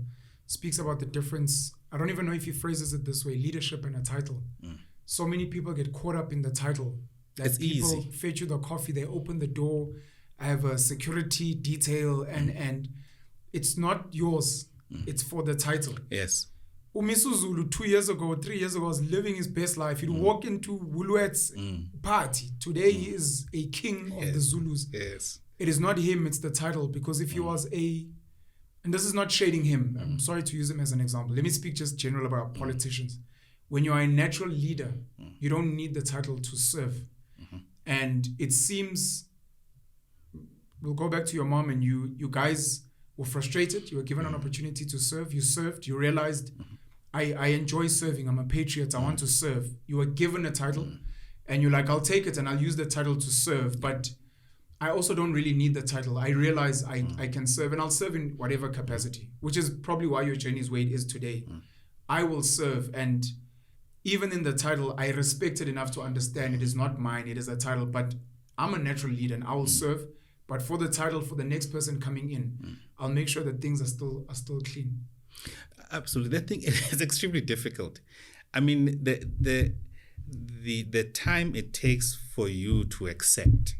And meanwhile, this is me saying, Gahamba. No one is pushing me. It's me out of my conviction and understanding that my time has come. Yeah. And I need to respect this, and as dignified as possible, as humble as possible. So when I came in, there was no noise. So when I leave, there mustn't be noise. So it must be like I never existed, but I have deeply imprinted into the subculture of that institution, deeply, to perform the way it does. So the silent extraction exit was key for me, because it helped me heal. Because when you heal, you also realize these things are not yours. Is the DA a racist party? Is Helen Zille a racist? I asked Musi Maimani this, and he gave me an answer a lot of people read between the lines, but he didn't hit hard. And obviously, people want you to be like, yeah, it's very racist. And Zille hates black people. I don't need you to be direct or whatever. I just want to ask your opinion. Do you believe the DA, not just where you are based, but in general, is a racist party? And do you think Helen Zille herself is racist? Let me put it this way. In society, you find all sorts of isms. I mean, racists or racist, various other things. It is true that you'll also find those people in the DA. Okay. Because they are part of our societal makeup. Correct. So you'd find those people. I think uZille follows an agenda of white superiority. So she generally believes that white people are superior than us. They govern better. They're less corrupt. They're more professional. Absolutely. They achieve more. Correct. And the confidence to say that is within a South Africa where umuntu isithunzi somuntu omnyama sesaba underpriced. So you can do anything to a black person. The dignity of a black dignity. I go into that's top of mind. And I always like to use this contrast, and I think you've also used it in your past conversations with other individuals. What makes people not touch criticism on Jewish people? They've created systems so that you're not allowed to. There are consequences. Absolutely. What consequences are there when someone comes and becomes overtly racist to black people? Zero. There's none. The closest we've had, I forget this white lady's name, but she was jailed. There was Penny Sparrow. There was another white lady. I think she was swearing at a traffic cop. But I think they were jailed. But generally, yes, there is no term anti-Semitism or we will close your bank account or people will no longer buy from your establishment. Life generally carries on. It continues. Then we'll tweet for 2 weeks and then we'll find another idiot. Twitter/X now has become a great healing space for angry people. But you tweet, you get angry trends, you feel better. Then you revert back to bad behavior. It's not enough because the isimo somuntu omnyama sibi simoshekile. Circumstances, including the new family nucleus. So there's no one who's standing for the things that protect us, that we believe in. And there's no real consequences because those consequences cannot manifest from an economic point of view, legal point of view. So you might have a parliament that has majority, but it's incapable of protecting its tunes because the premise of all of us to get into the system of politics is to remove yourself from your essence. So no one has said, why must you still battle to define racism now? Why must we go back and forth about whether it is racism or not? It should be a space that many people don't venture in. If we had a government that is clear about what it's trying to do and that's affirming umuntu omnyama. I'm worried about time, yes? I'm going to summarize how I received what you said. You don't have to agree or disagree. This is me. Helen Zille as arguably the leader, the chair, the real leader of the DA, has got a disposition to favor a white superiority stance, which will arguably filter down. Musi Maimane spoke about the funders. He spoke about when the DA grew and they lost some of their members or some of their voters to the Freedom Front. There seems to be a leaning in that direction. So without necessarily calling it violent racism, we hate black people. It's more we believe white people are better. And it seems like there's that type of culture. And when you come with a more African stance, it's like we're not really about that. Yeah. We're more speak English, speak Afrikaans. Why are you singing that stuff? Do you like Jacob Zuma? He's more, that's what I'm getting from you. DJ Kanyani has got a great song called Shikupu, which a lot of people liked. And when I first heard the name of your political party, I thought of Shikupu specifically to be an amazing icebreaker for tribalism. We have tribalism in this country. Absolutely. And when you look at the name you've chosen, already I'm thinking Zulus will be like, hey, now we're going to say, you remember Shikupu, and you're like, yeah, we're on that vibe.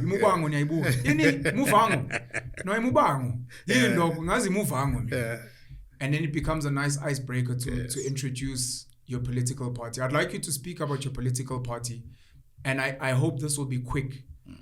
how you jumped from the DA, joined Herman Mashaba's Action SA, and then decided to launch Xiluva. So joining Herman Mashaba was an exciting moment and filled with so much hope, because now you've got a blank canvas. So there's not a subculture of deep things that are already there where you can't even go to. Now you can influence to look more towards, to pursue an agenda towards what I believe in and what I believe many South Africans are hungry for.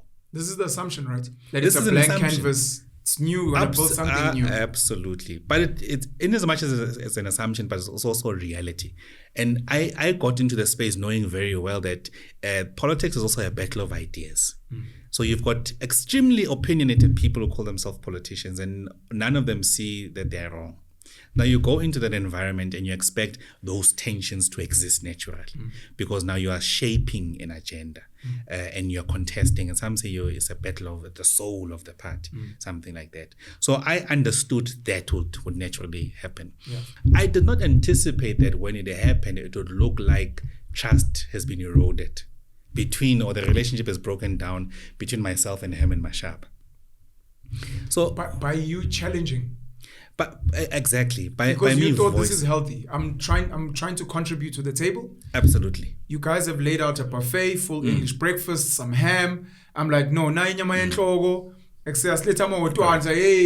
Hey, whoa. What are you wearing on your head? What is that? So this thing came in when it was on Conversation on Coalition, on BEE. On, let me just say, blanket policy statements that were articulated by Herman before there was a policy conference.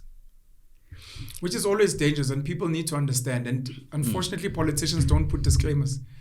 Julius Malema won't say Ubua Masipa and then a disclaimer, these are not the views of the EFF, they are in my personal capacity. But it's also difficult. You know, the one of the most limiting freedoms is your freedom of association. It is your most limiting freedoms. The more, by virtue of you preferring to associate with one thing, it means you can't do things that are contrary to that thing, even though you're right, but you can't. You can take a photo with a white billionaire, third generation, and by default, now people expect you to behave, say, and. That's what you speak about? Beyond that, I mean, because you are in, so your freedom of association limits how you respond and behave and what you associate with. Because if you are an Action SA person, you must believe wholeheartedly what Action SA is doing, right? That's part of what led to Herman exiting the DA, the fact that he got along with certain EFF members. He didn't have freedom of association. It was like, why are you hanging with these guys? Like, well, we agree on certain things. It was like, I think it was beyond just the EFF thing. It was the fact that he positioned himself outside of the DA, meanwhile being in with the DA ticket. Oh, and you can never be bigger. You can never be bigger than a political party, because this. I don't think this Correct. Is a DA thing in this country. People just don't like you being your own superhero. I mean, institutions are like that. I think there's you look at the trajectory of homegrown talent versus talent that's given a soft landing. And I might be the example in Action SA, that I was not nurtured, start from the bottom. I came in because of my credentials, went to the top. Yeah. And because they did not understand me, they made a big mistake, because I believe in what I believe. Had you expressed your stance in the transition? Because you may have also made a mistake, in my opinion. I don't know. Maybe you did.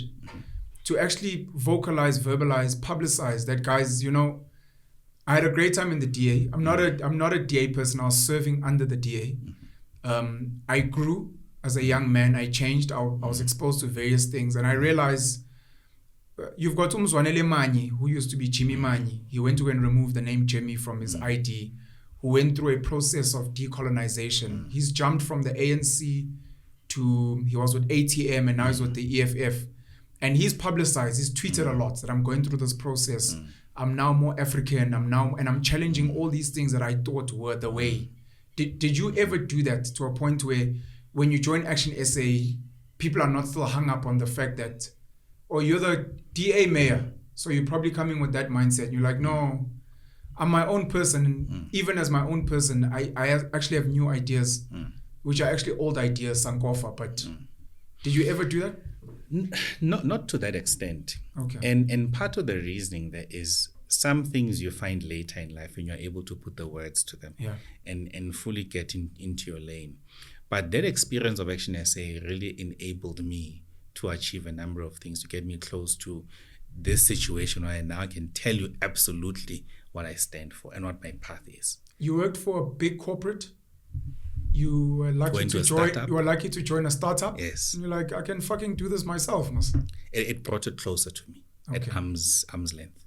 Oh, okay. Just like when I was in the room with the mayor of DA as an activist who was relatively not from a solid financial perspective, but we're struggling at home. But the fact that Mina from there, I could go into a space like that and be able to speak and be listened to, it triggered me. That moment triggered me. Oh, I can do this. And these people are at arm's length. So there's nothing superhero-ish about these people. It's normal people. So the same thing there. So, oh, I can see this is a startup. It's much more closer. Okay, I can do this thing.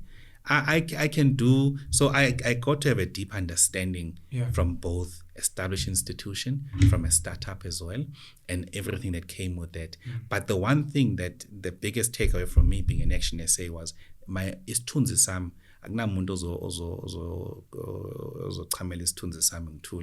It's the one thing I value.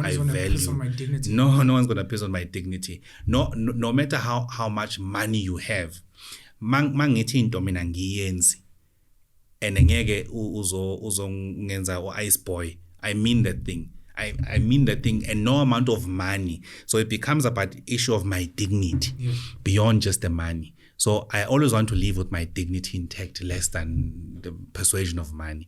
So for me, that reinforced that position. You can't say to me, "Angithembi, asathembani." We don't trust each other. Our relationship has deteriorated. And as a consequence, I want to remove you as a provincial chairperson and appoint you as a national spokesperson. Is that a demotion? No. It's the national spokesperson. Like a promotion. But the position works with the president on a day-to-day basis. How do you appoint someone you don't trust when the relationship is broken down?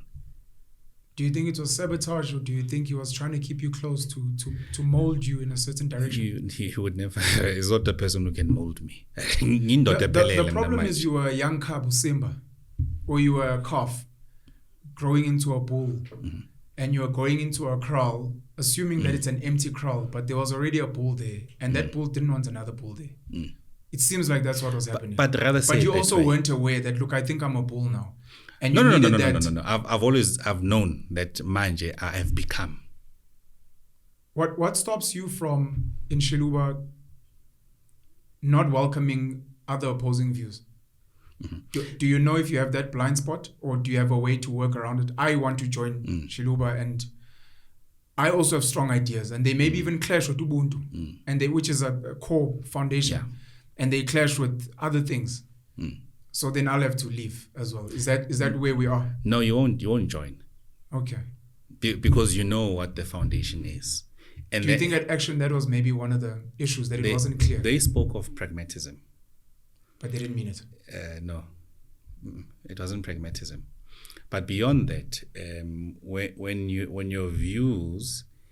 represent your views as views for everybody, and we must all defend, and when we say to you, be much more circumspect when you are dealing with things like this, because there's no longer, when you're in front of a microphone with Penuel, you're no longer just him and Mashaba, but you are the leader of. So it means all of us. So be much more circumspect about that. At least in future, try and canvass some views that you know would at least will respond to things like this. So I appreciate that you are a personality. Yes. And you are passionate about foreigners, legal foreigners, and death penalty and all these things. Leaving bricks. And all those. But that's you. So at least start by engaging. There's no disclaimer. These are the views of Helen Mashaba, not of Action SA. There's none, but you can't even do that because of the position you hold. Correct. Because we presume you at all times to be representing this party.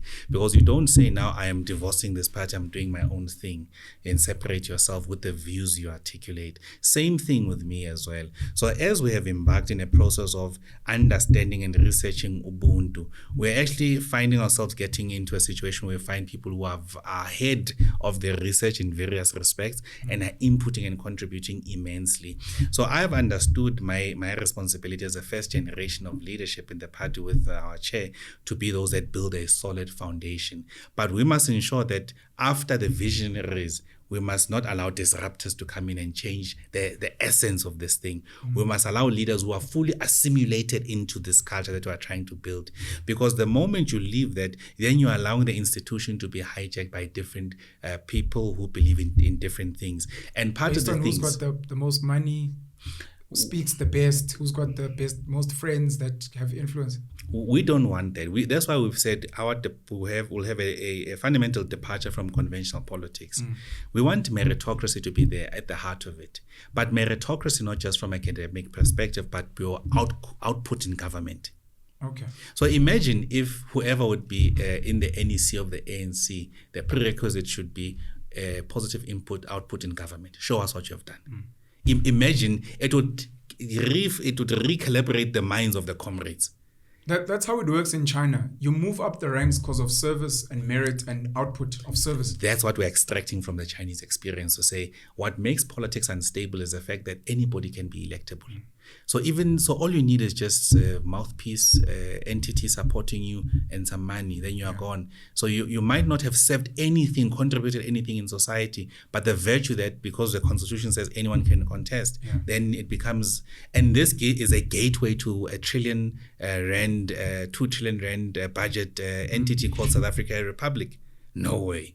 We have to impose a different level of criteria for people here to assimilate. So for us, it might not be immediate gain now. It might be a 10-year journey to get the systems right. But we want to undermine what makes other political parties unstable. And that's where the money comes in and in the contest comes in. And you see that benefits business. So effectively, one way you look at it, many political parties or politicians are representatives of interest groups. Correct. So they get into a space called the NEC or national whatever, not to represent their constituency, but they represent their interest groups that want to shape mining charter like this, want to shape this like this, etc., etc. Basically, Tumamina, but I'm not speaking to you, my voters. No. I'm speaking to my funders. Correct. That gave me the mandate. So you use your voters to get the eye of business. Yes. So you can follow the eye of business. And then as you ascend, you drop crumbs to give people hope. There's nothing as violent as hope. Hope is extremely violent. The thought kuzolunga, yabona usinikeza okuncane. That thing because it traps you. Yes, begezela. Team begezela. Yes, like kuzolunga, tomorrow tumamina. And then you get, you are so trapped because you think tomorrow will be better and things will happen, and they show you an example and you recommit shame when I skip sell. Not understanding that this thing is to keep you trapped in the same position. Don't worry about today. Tomorrow we shall overcome. But today it's okay. But it's about today. What do we do today? And that's what we are saying at Xiluva, that it's about today now. I don't know if this is a personal question and you're free to not answer it. I wanted to ask about funders. I always forget to ask this question. Do you know if, I'm assuming you have funders, whether you do or not. I wanted to ask if you, Action SA and the DA potentially have the same funders. Patrice Motsepe funds the EFF and the ANC, and there's other guys that fund the top 3 parties as well, or the ANC and the DA. Do you guys have funders? No. So at Xiluva, we don't have any funders. The biggest contribution we got was about 50,000 rand, a single donation from a South African who said, I like what you're doing. I'm from a rural area. You are speaking to me. Continue. So how do we continue everything we're doing? I need to still work as well. So I need to be able to work and drive my consulting business to be able to pay for T-shirts. So that's why what work do you do? I do consulting. I consult for either business as well, for working with government, public institutions as well, local municipal strategy as well. But I've held back from local municipalities for obvious reasons.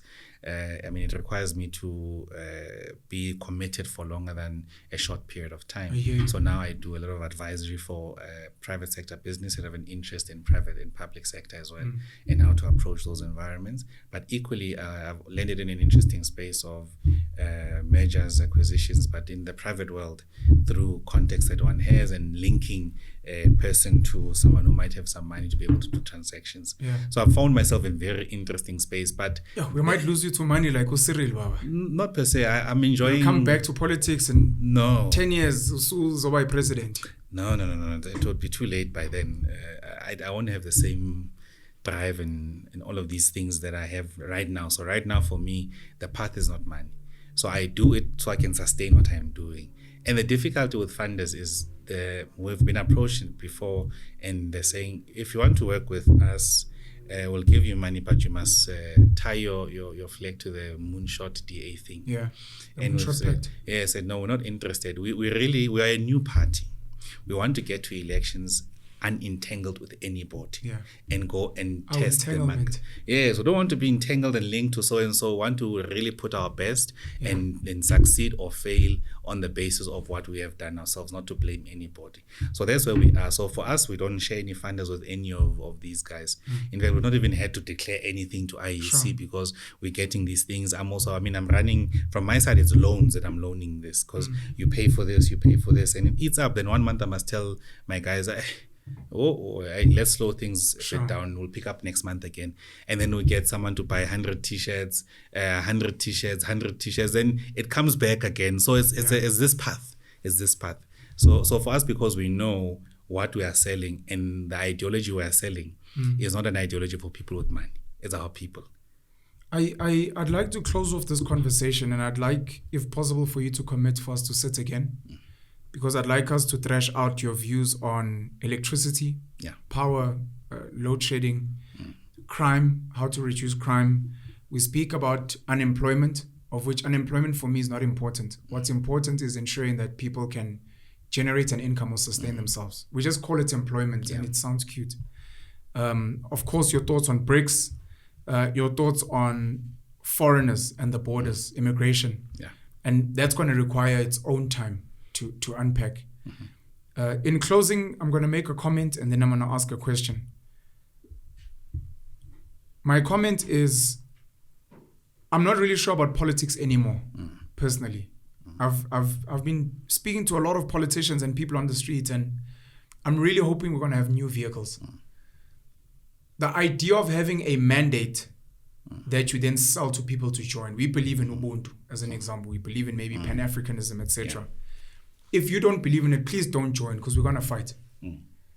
I use this example, and I know some of my black followers always get angry. When I spoke to the guys at AfriForum and I asked, what if black people joined AfriForum and then they changed the mandate? And they're like, actually, we don't want to stand for minorities and an Afrikaans agenda. They said, AfriForum is not set up like that. We've got a mandate up front. Anyone who is joins the mandate. They don't come in to come and challenge. If you feel you don't agree with the mandate, move on. And it almost sounds like you're saying something similar with you. I hope in time, even with what you're building, even if it's going to be political, you can have something similar to this, where you say, we're self-funding.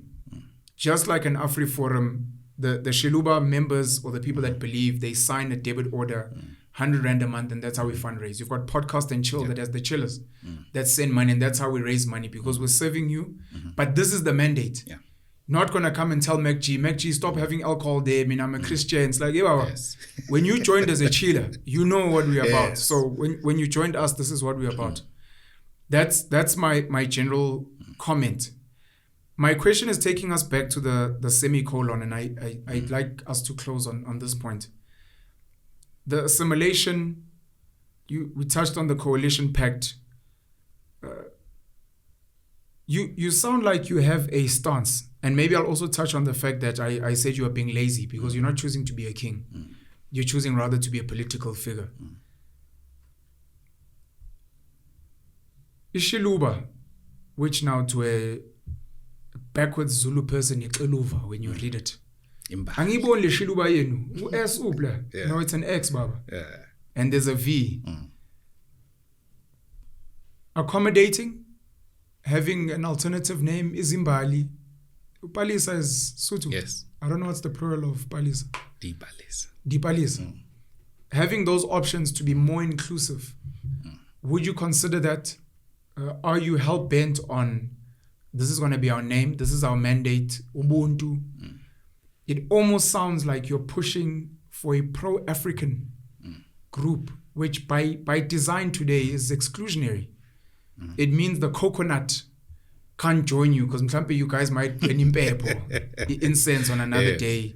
Yes.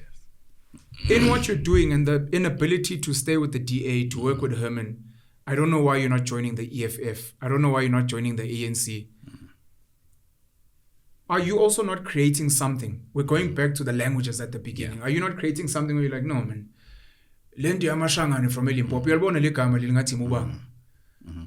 are you not exclusionary, and should you not maybe be focusing on saying, these are the people I serve? I'm building a Shembe church. I am building an AfriForum. I'm building an Oranje, and this is who I'm going to serve. And then I'll grow from there. And in my service, I will start getting buy-in from other people where the Zulus, as stubborn as they are, but my mom is Zulu. The Afrikaners who maybe didn't like me at some point, they will join, but they will join on this mandate. We are Xiluva. We are not Zimbali. We are not Dipalisa. We're not flowers or plants. We are Xiluva, and this is our mandate, and this is what we're pushing. In fact, sorry, it was a lot. I apologize. No stress. Coincidentally, in KZN, they also call it Zimbali. So in not Zimbali, not to be confused with Zimbali State. Yes, but they. So in Free State they call it Dipalisa. So they can even translate it into local language, and that's the beauty. You're happy with that? I'm very happy. Okay.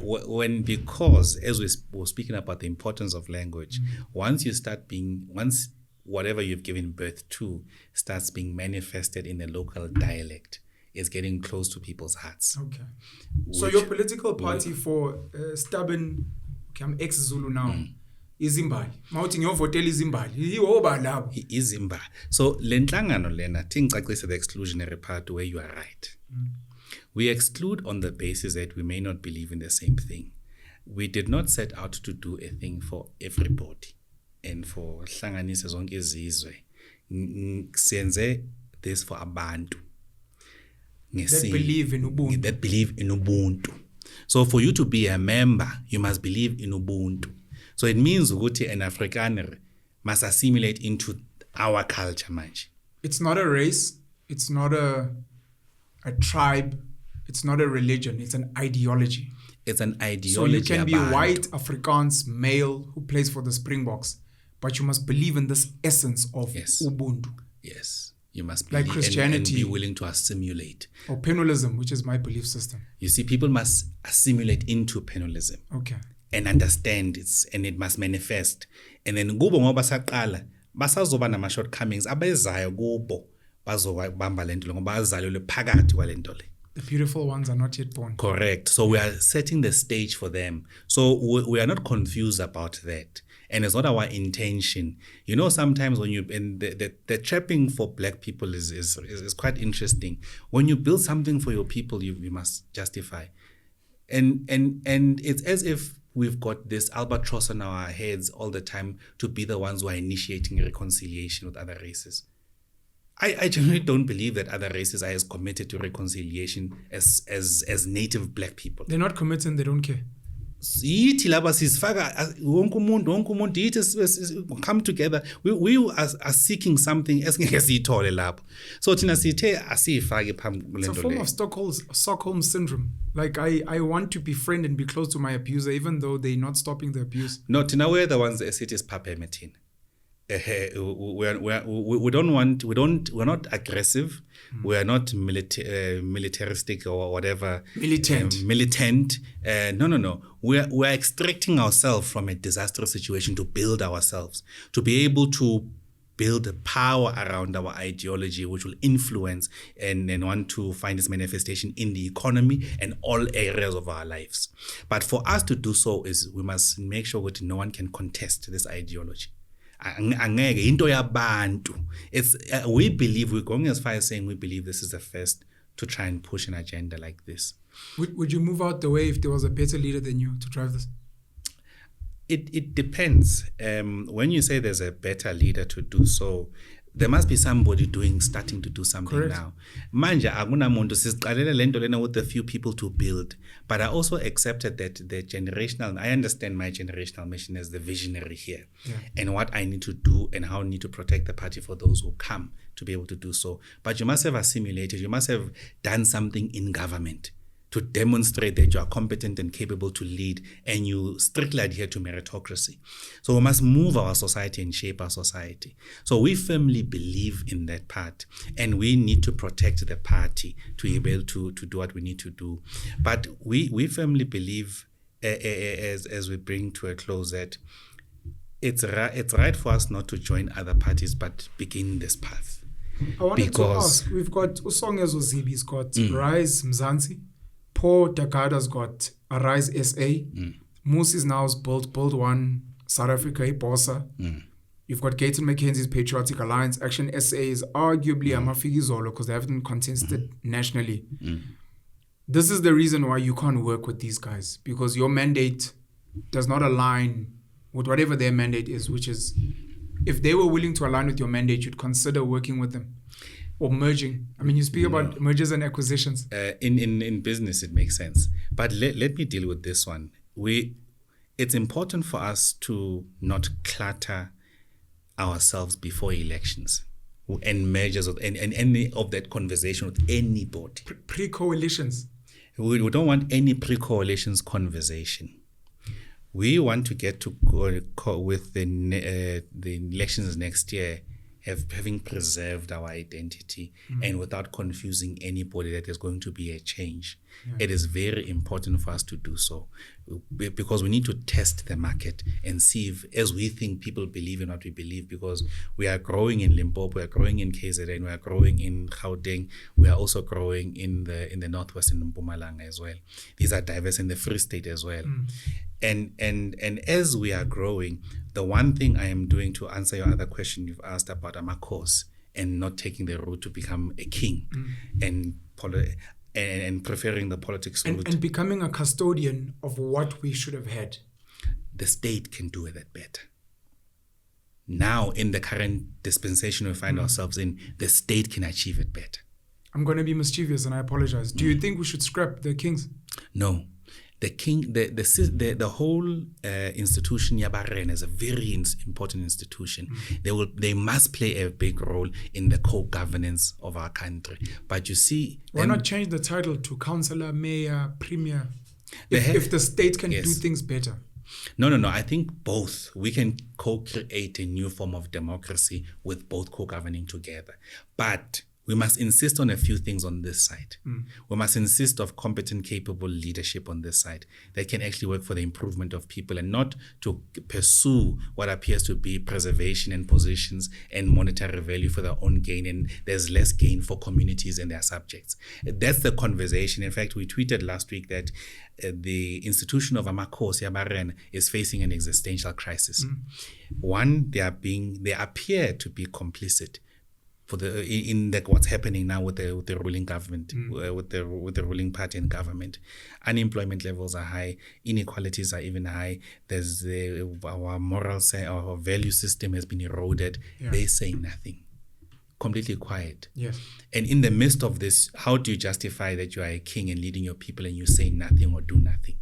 But this institution, because it's part of who we are as Abantu, and this is our oldest form of self-governance, which was robbed of its natural growth over the decades, because it was robbed. I mean, 1910 dealt a significant blow to this institution. And had we kept it intact, it would have naturally grown to keep up with the day-to-day realities of us today. And that would have led to something much more beautiful, would argue. So we make the view that these are important stakeholders that we need to work with and co-govern with. But there has to be serious conversation around the current state of the House of Traditional Leaders. It's perceived to be extracting no value for Africans. Before we close, you're committing to sit. We're going to unpack your views on what I think are thorny issues for voters. Anything else you'd like to close with without covering those things? Look, firstly, thank you for the opportunity. I think there's many people who are asking, why not merge, why not join? There's no better time to do something different than the now. If you are watching this and you yourself are pursuing your dreams, but you feel it's difficult, it's precisely because it's your journey to walk. Nothing in life comes easy. We are committed, even with the difficulties we face on a day-to-day basis, that we are going to soldier on because we understand who we serve. And we understand that we are aligned because Abantu have been decimated through various systems of assimilation. We no longer have the thing that protects who we are. And we are naked, basically. Our moral system, our value system has been decimated. Abantu have become anything anyone can play with. And we are saying, here's a group of young people who are saying enough is enough. We're no longer the ones to assimilate and accept things as we are told. We are the ones who are saying we're going to reset.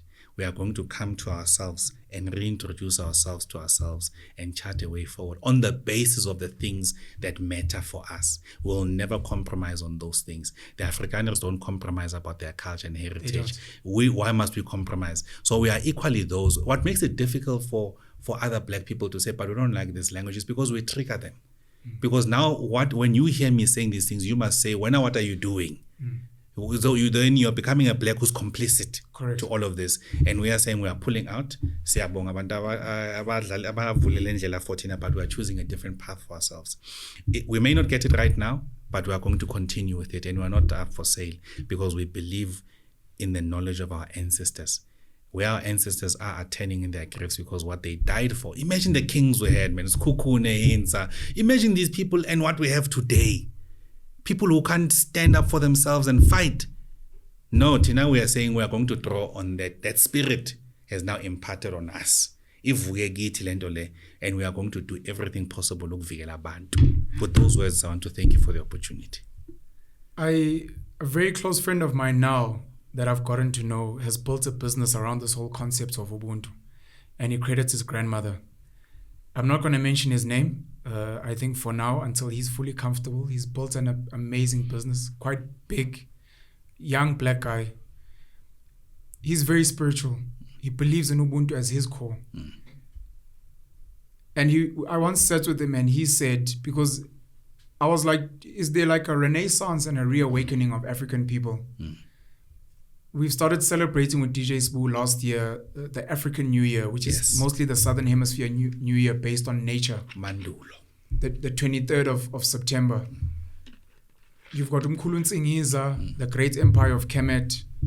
Even a guy like Uvuyo Zungula at ATM, even though he represents the churches, seems to have a pro-black Africanist view. A lot of black people are Sankofa or Joshua Maponga, Dr. Umai Fatunde, who's been here.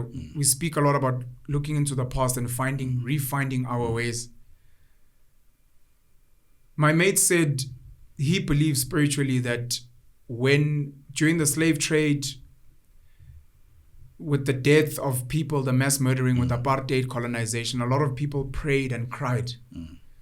And he believes prayers and cries take a while. And it is only now that the universe is hearing them and beginning to shift. And it almost sounds like you are part of the fruit of those things. When you speak about the ancestors and the kings and the reimagining and the reawakening of who we were, what we could be if we were not disrupted. Understanding that there were failures and losses somewhere and saying, look, we'll recalibrate and fight, but without necessarily completely losing ourselves. Bongani Baloyi, thank you so much for joining us, and I look forward to sitting with you again soon. Thank you. Looking forward to. Thank you. Cheers.